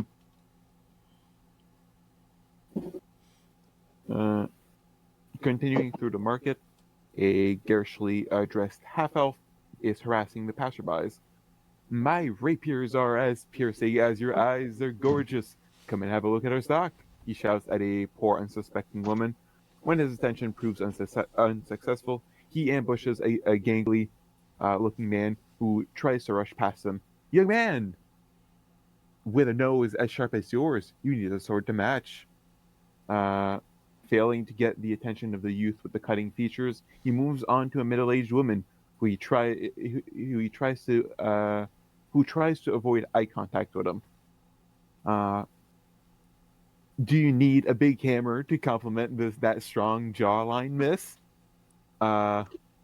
We have an offer on all heavy weapons today. The last remark earns the man a well-deserved slap to the face. Ooh. He moves back to the stall to regroup. The stall with the weapons displayed in racks and on tables is further manned by a silent, brooding man. When you look at him, he gives you a pleading, put on look. This man is in hell. I would approach the racks of weapons. And for this one, I am for sure going to have at least an advantage, if not a bonus, because I have proficiency with smith's tools. I am very well familiar with steel. Yeah.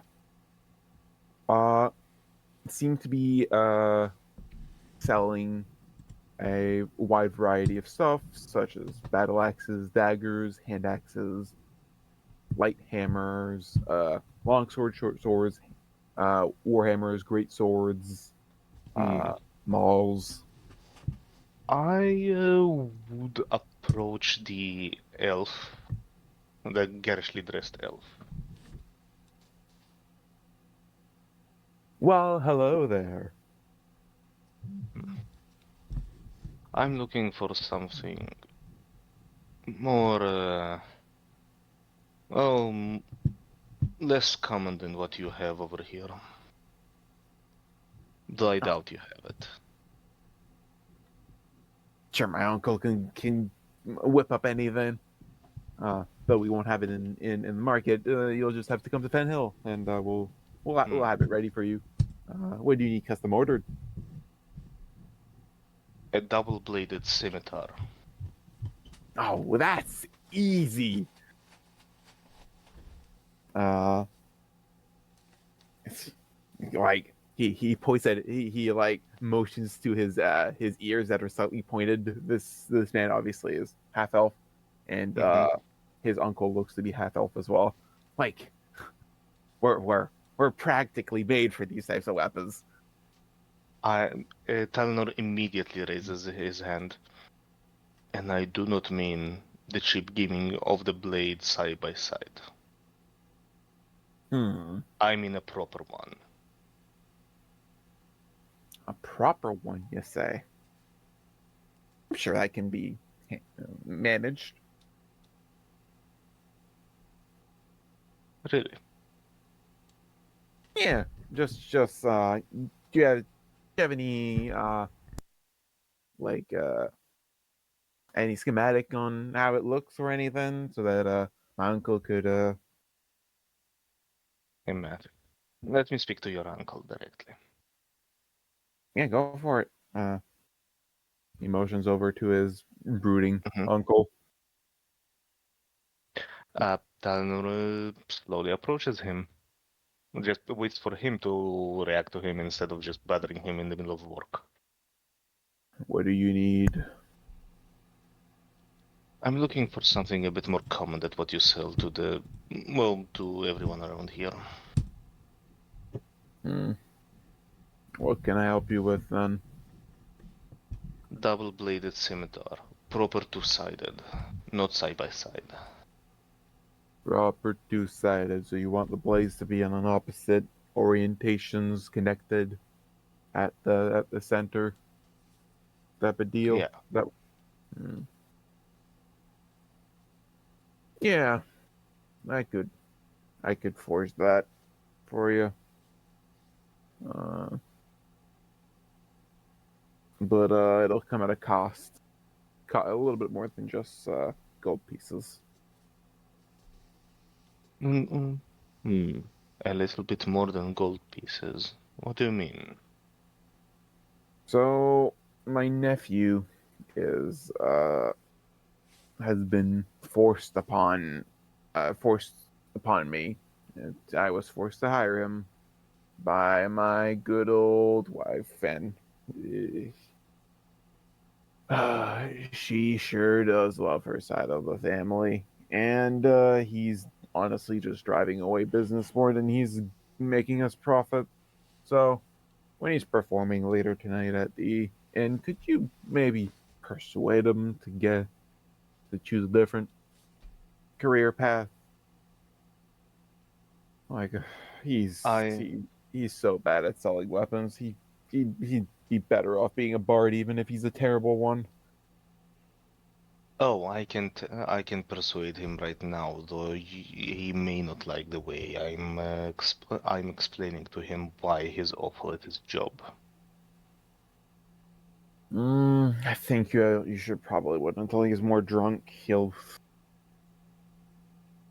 if his feelings are too hurt, I'm not gonna hear the end of it from my wife. So wait for him to get drunk and try to be at least partially tactful with how you say it, and hopefully you'll understand. Oh God, do I hope? Oh, by the gods, do I hope he understands? Dalnor puts a hand on on the man's shoulder. Again, I can tell that you do make some fine weapons. Maybe after tonight, you might be able to actually sell them. That would be nice. Like I will make sure that he gets the message. Though expect him to wake up tomorrow with more than a single bruise, because I am going to be Very Whoa. honest. And can I hear this? What's your passive again? 16. Yeah, you hear snippets of the conversation. You know, it's not taking it. It's going into a more of a threatening side than. Yeah. Oh no, it's not I a kinda- threatening I kinda- side. It's not a threatening side. Listen to what he says.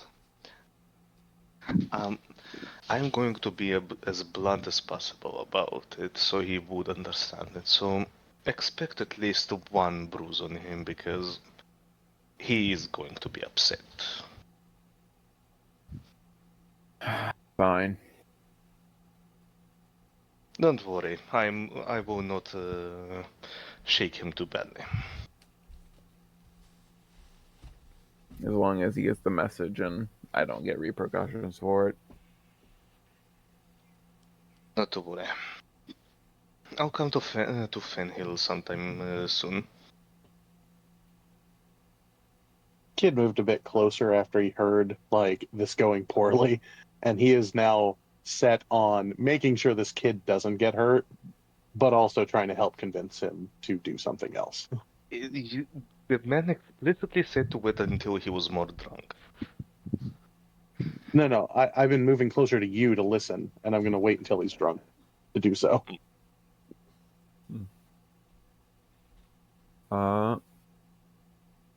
Other than this stall, the final one of note is people at the market are constantly vying for your attention. They shout at you, trying to get you to come look at their stalls, which don't really carry much.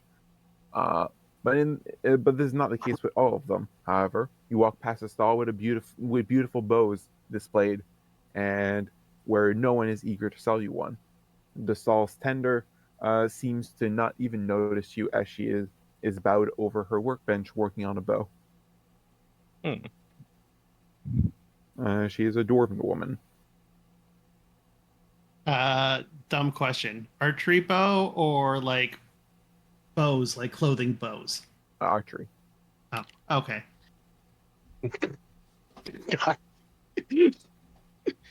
Sorry.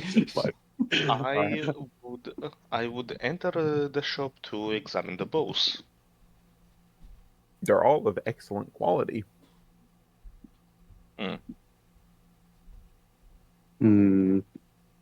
She doesn't even look up to talk to you or anything. She just continues doing her work. Pretty sure one of my languages is Dwarvish, but I'm trying to. Yes.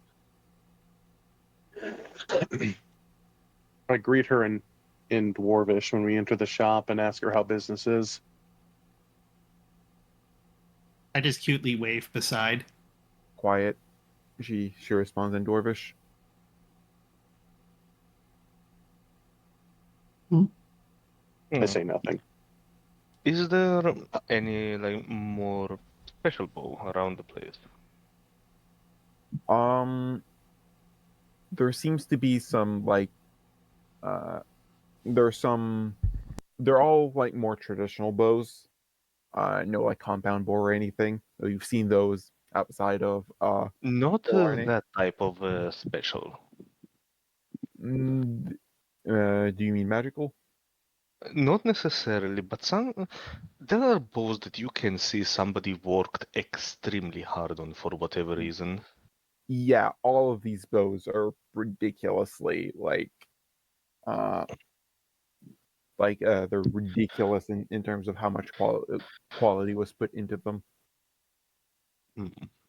Like what's if as she's working, you see that she's doing stuff very very quickly, but it's everything has a all her actions have a purpose. On top of that, none of the bows are currently aren't currently like strung up. They're all carefully they have their strings next to them, not so they're not under stress. You've seen some shops sell bows and they do not even put any care into how long the bow will last. well, this person seems to be like extra careful. Damn. I would carefully approach the table where she's working and would observe her work for a bit. Yeah.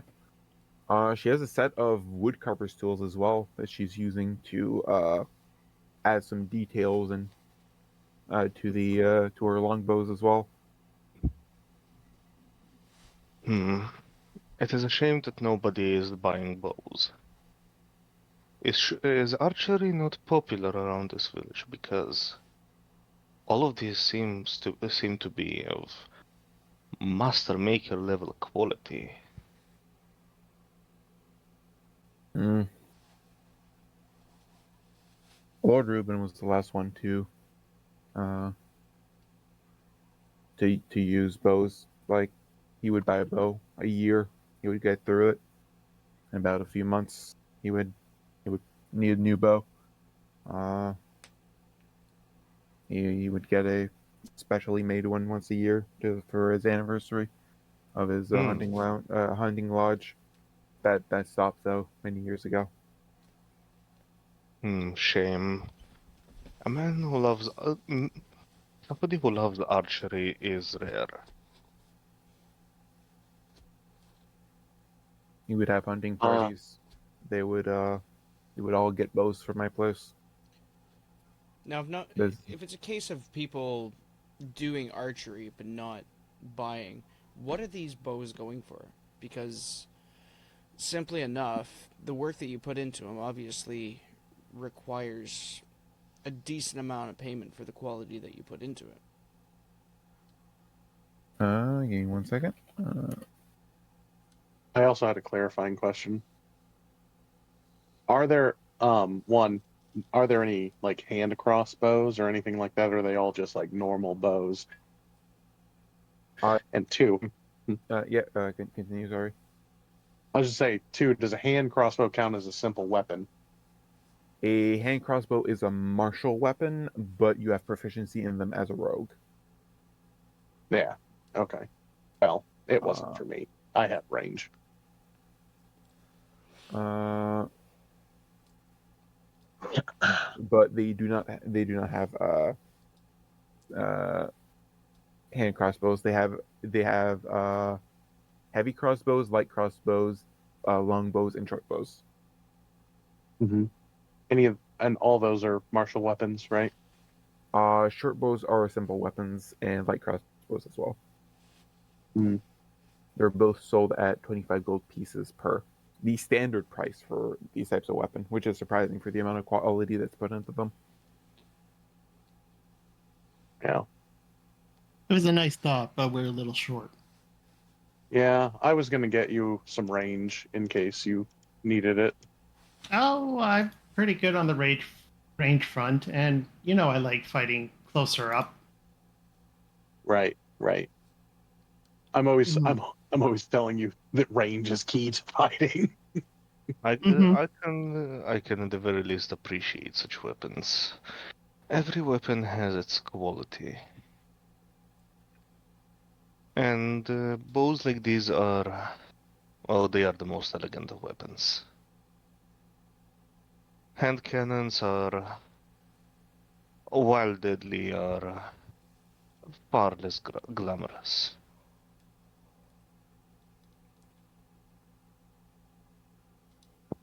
Mhm.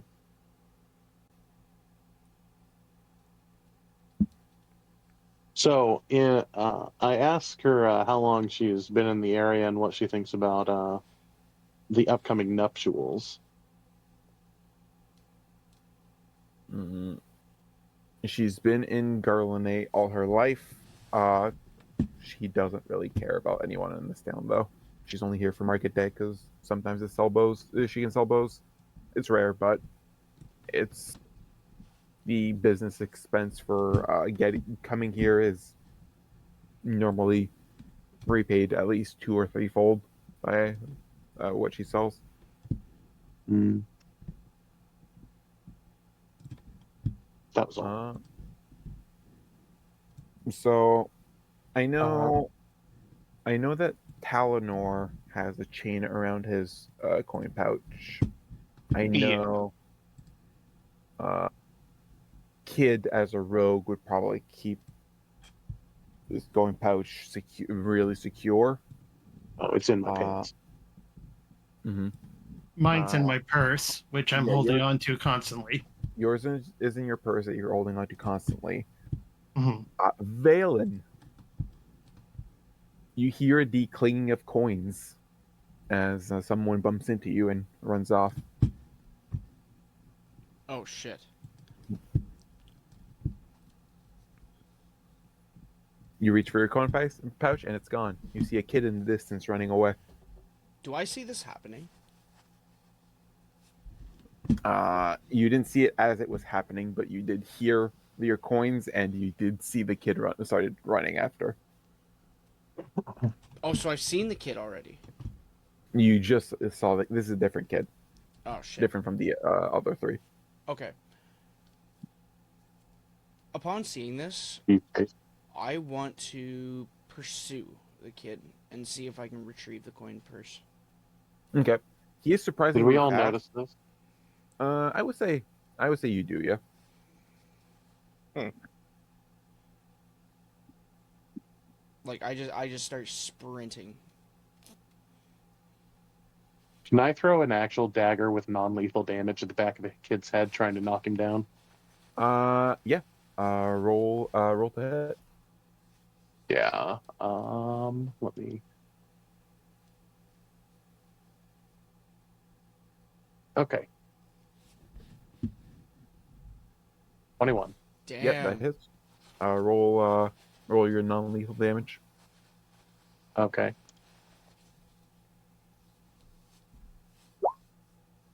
Eight.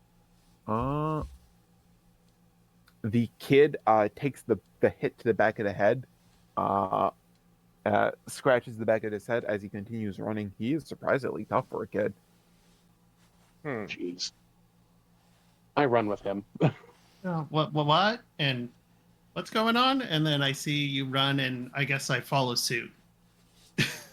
Talenor keeps very closely as he points to the crossbow that hangs from his hip. You want me to immobilize him? I think at this point we're all dashing off. Kill him. I can just shoot his leg. Don't you have a hold person spell? True. How far away is the kid? At this point, everything's been happening at once. He's about 90 feet, so you can walk. Because I think the whole person is 60, right? Yeah, I do have Yeah. 35 movement speed.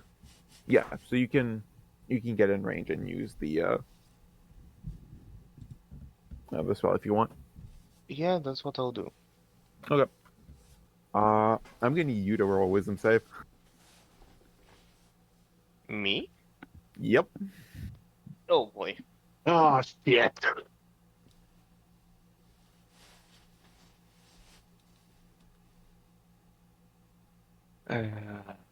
Wisdom.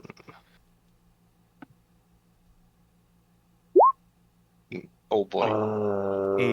A blast of energy fires from one end of the wand as your entire arm starts to paralyze as you are also trapped in the whole person. The kid has succeeded a save. He rolled exactly a 12. Damn. The save is 14 though. I did say that the save was 12 for this wand. Oh yeah, that's right. Yeah. And on top of that, the wand is now stuck in the air as if it was an immovable rod, and there is no button on it.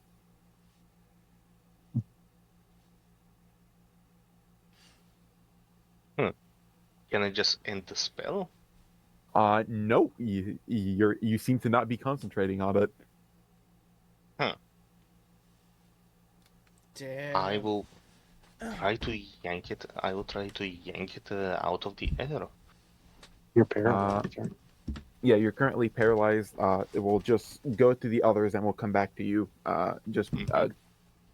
I think just continue making wisdom saves every until you succeed, and we'll see how many rounds it takes. But yeah, the rest of you are chasing after this kid. He enters a building, which at the front says Mrs. Fielding's. What is it? Mrs. Fielding's Orphanages? Ooh. Orphanage? Orphanage and Reform School.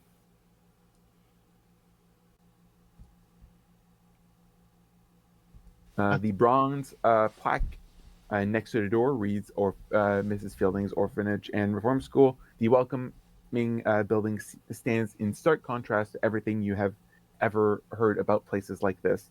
It is well maintained. The windows are cheerfully decorated with colorful pictures.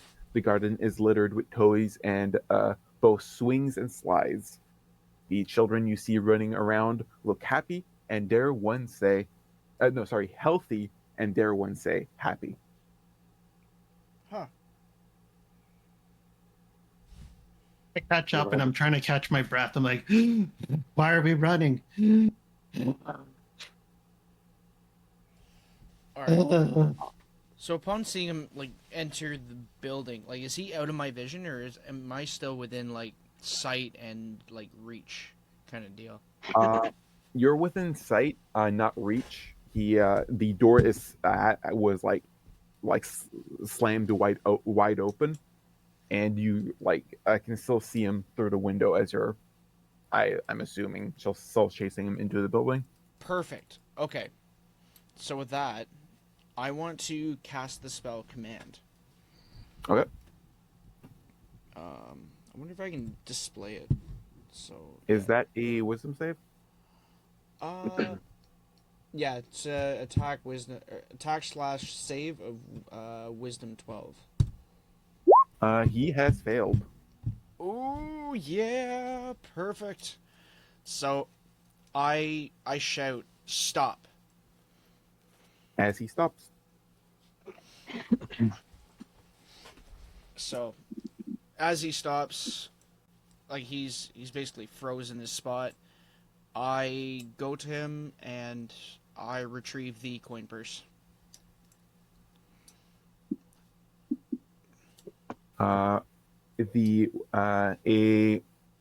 older teenage human girl comes out of the building to see what's going on. And she's like, "Is there a problem here?"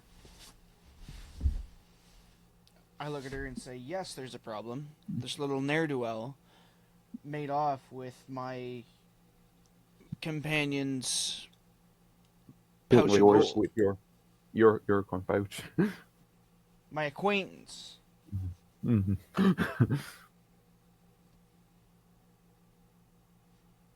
I see. He's not normally like this. This is odd behavior. Insight. Yeah, you can roll insight. Hold on, sorry, I lied. I shouldn't say it like that. I should have asked if I can roll an insight. Sorry. Where are you, insight? There we are. Nope. I mean, thought it was a 20. honestly, this kid looks like an angel. Okay. If his hair wasn't like brown, he would probably have brown hair in the halo.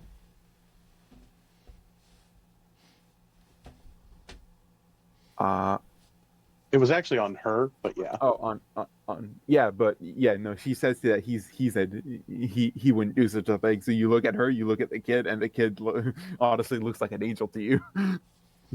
Now I feel a little bad for hitting him in the head. Okay. I think it was well deserved. He did something wrong, and you were trying to stop it. You know, I go up and I guess get in front of him. It's like, can you tell me why you did that? I'm sorry.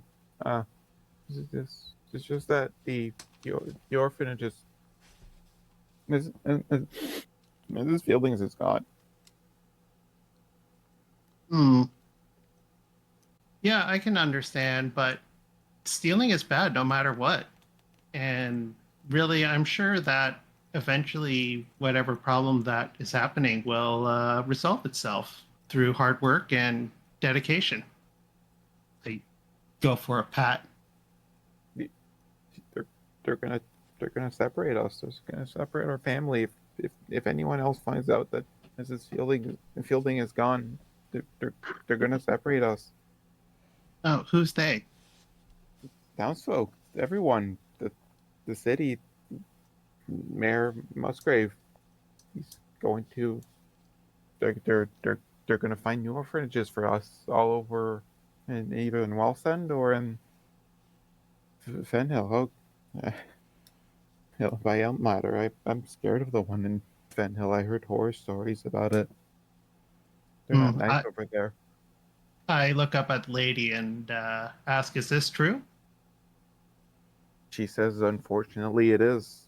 The uh, Mrs. Fielding went to one of her scheduled appointment on the 7th day of the week and has not come back in about 3 weeks now.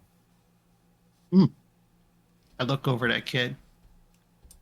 I'm looking at you so proud of that speech. um, and I'm just like, well, lucky for you kids, I happen to be an investigator.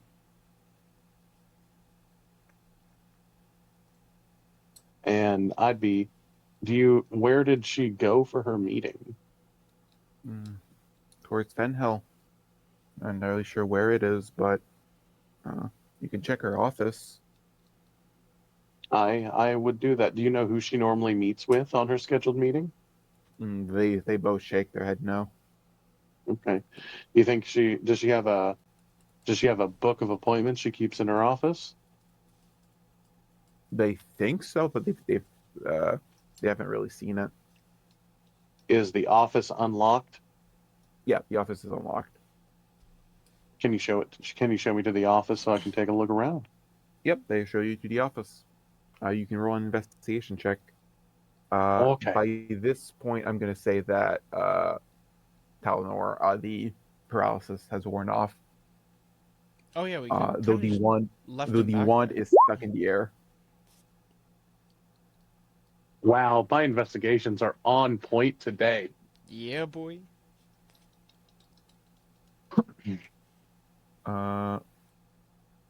Okay, so you find a ledger containing income and expenses. The list of incomes show that the people of Ashbrook are far from generous. During the weekly service at the church, a donation plate is passed around, but that doesn't do much to keep food on the table. Sorry, it seems like that. It seems likely that the costs of running the orphanage are covered by Miss and Mrs. Fieldings herself. In addition to the previous clues, you stumble upon a letter that Mrs. Fielding is in the process of composing. It is addressed to Lord Reuben and is a plea for funds. It's clearly not the first letter she sent about the matter. Apparently, the Duke used to support the orphanage generously, but the money stopped coming in 10 years ago without explanation. In addition to the previous clues, you find Mrs. Fielding's day planner. Most of the entries regard the daily operation of the orphanage. Additionally, there is a weekly recurring appointment that seems to be personal. It simply says SS. In addition to the previous clues, you find Mrs. Fielding's personal journal. Most of the content are regarding her daily life. One entry, however, is different. I wish I never promised him secrecy. He has done so much for us, and no one will ever know. And to make matters worse, everybody thinks it's merely my generosity that keeps the place afloat. Whilst I never could have done it without him, it makes me feel sick.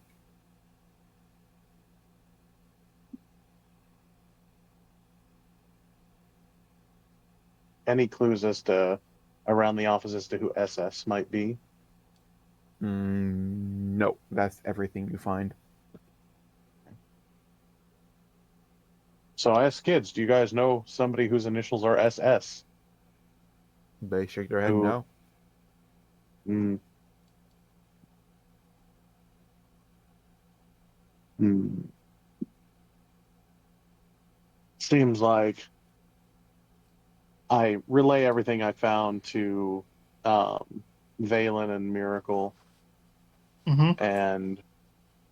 and let them know it seems like what we need to find is this SS person who might know Miss Fielding's whereabouts, or may have been the last person who saw her, or maybe she was on the way to see him. Yeah, hopefully it doesn't have anything to do with what happened to that weird guy on our way here. It just hears Hurst in his head. Hmm.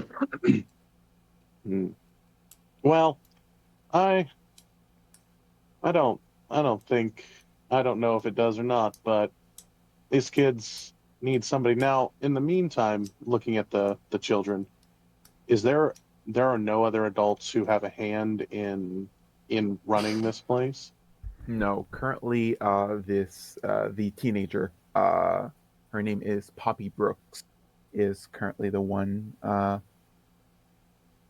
that is like handling the other children.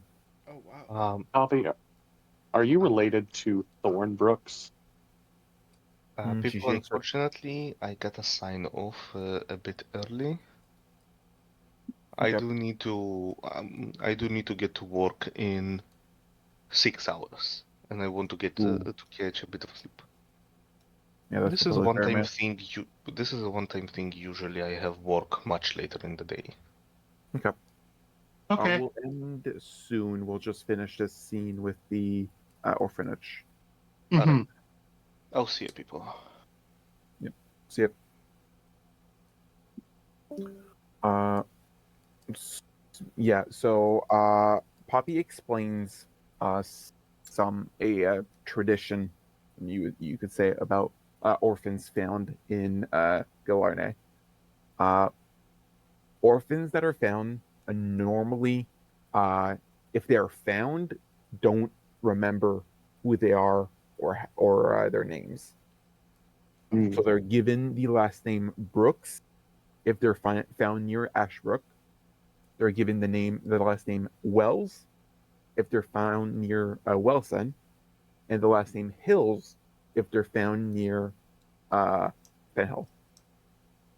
Oh, thanks for that. Yeah, did not catch that. She's an orphan. Of course, she doesn't know if she's related to this guy. Yeah. Oh, so that means he was an orphan too.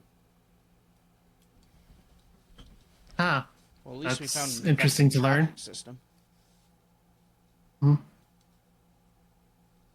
So are we going to take this? Well, yeah, you've already said that you're Oh. taking this case, right? You know me and kids. I do. Don't blame me for it, though. It's the right thing to do. Mm. Yeah, this is why we don't make money. Oh, and the kid that was that took the coin purse is Lionel Misham. Misham? Misham. Or Miasham.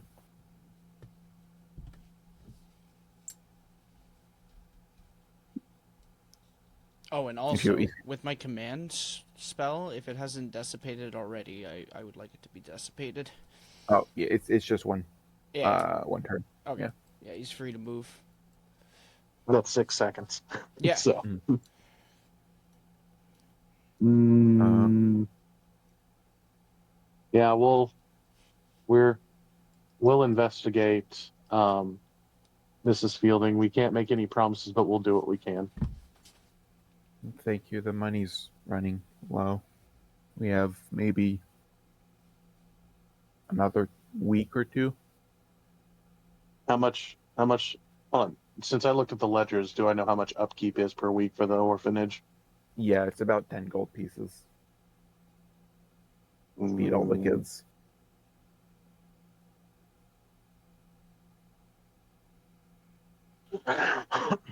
Well, I give him 2 gold and tell him that I know this isn't much, but hopefully help you guys along, keep food in your bellies for a couple more days. Thank you, Poppy says.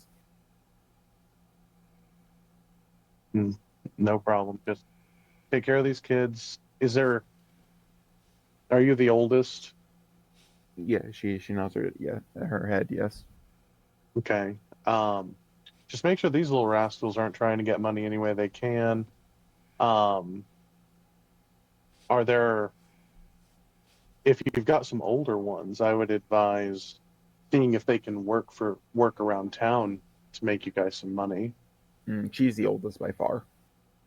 By far, like they're all littles. The Misham is the second oldest at 12 years old. She's 16. 16, and she's got to take care of everyone there. So It's a lot of responsibility for someone that age. I get on one knee in front of Misham, and I'm like, understand that you're just trying to help. It's not the way to go about it. You want to do an honest day's work, then see what you can do around town. See if you can't help help the ones, help the other kids here by using the sweat on your brow, not sticky fingers. Says the rogue. Yeah, he's Yeah. he's still crying and sniffling. I'm not that kind of rogue.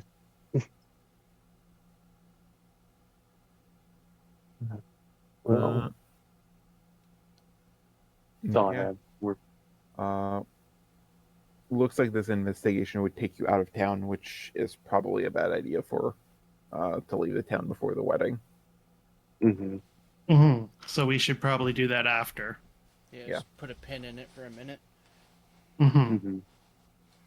Yeah, we have a wedding to attend, but after that, you guys will have our full attention.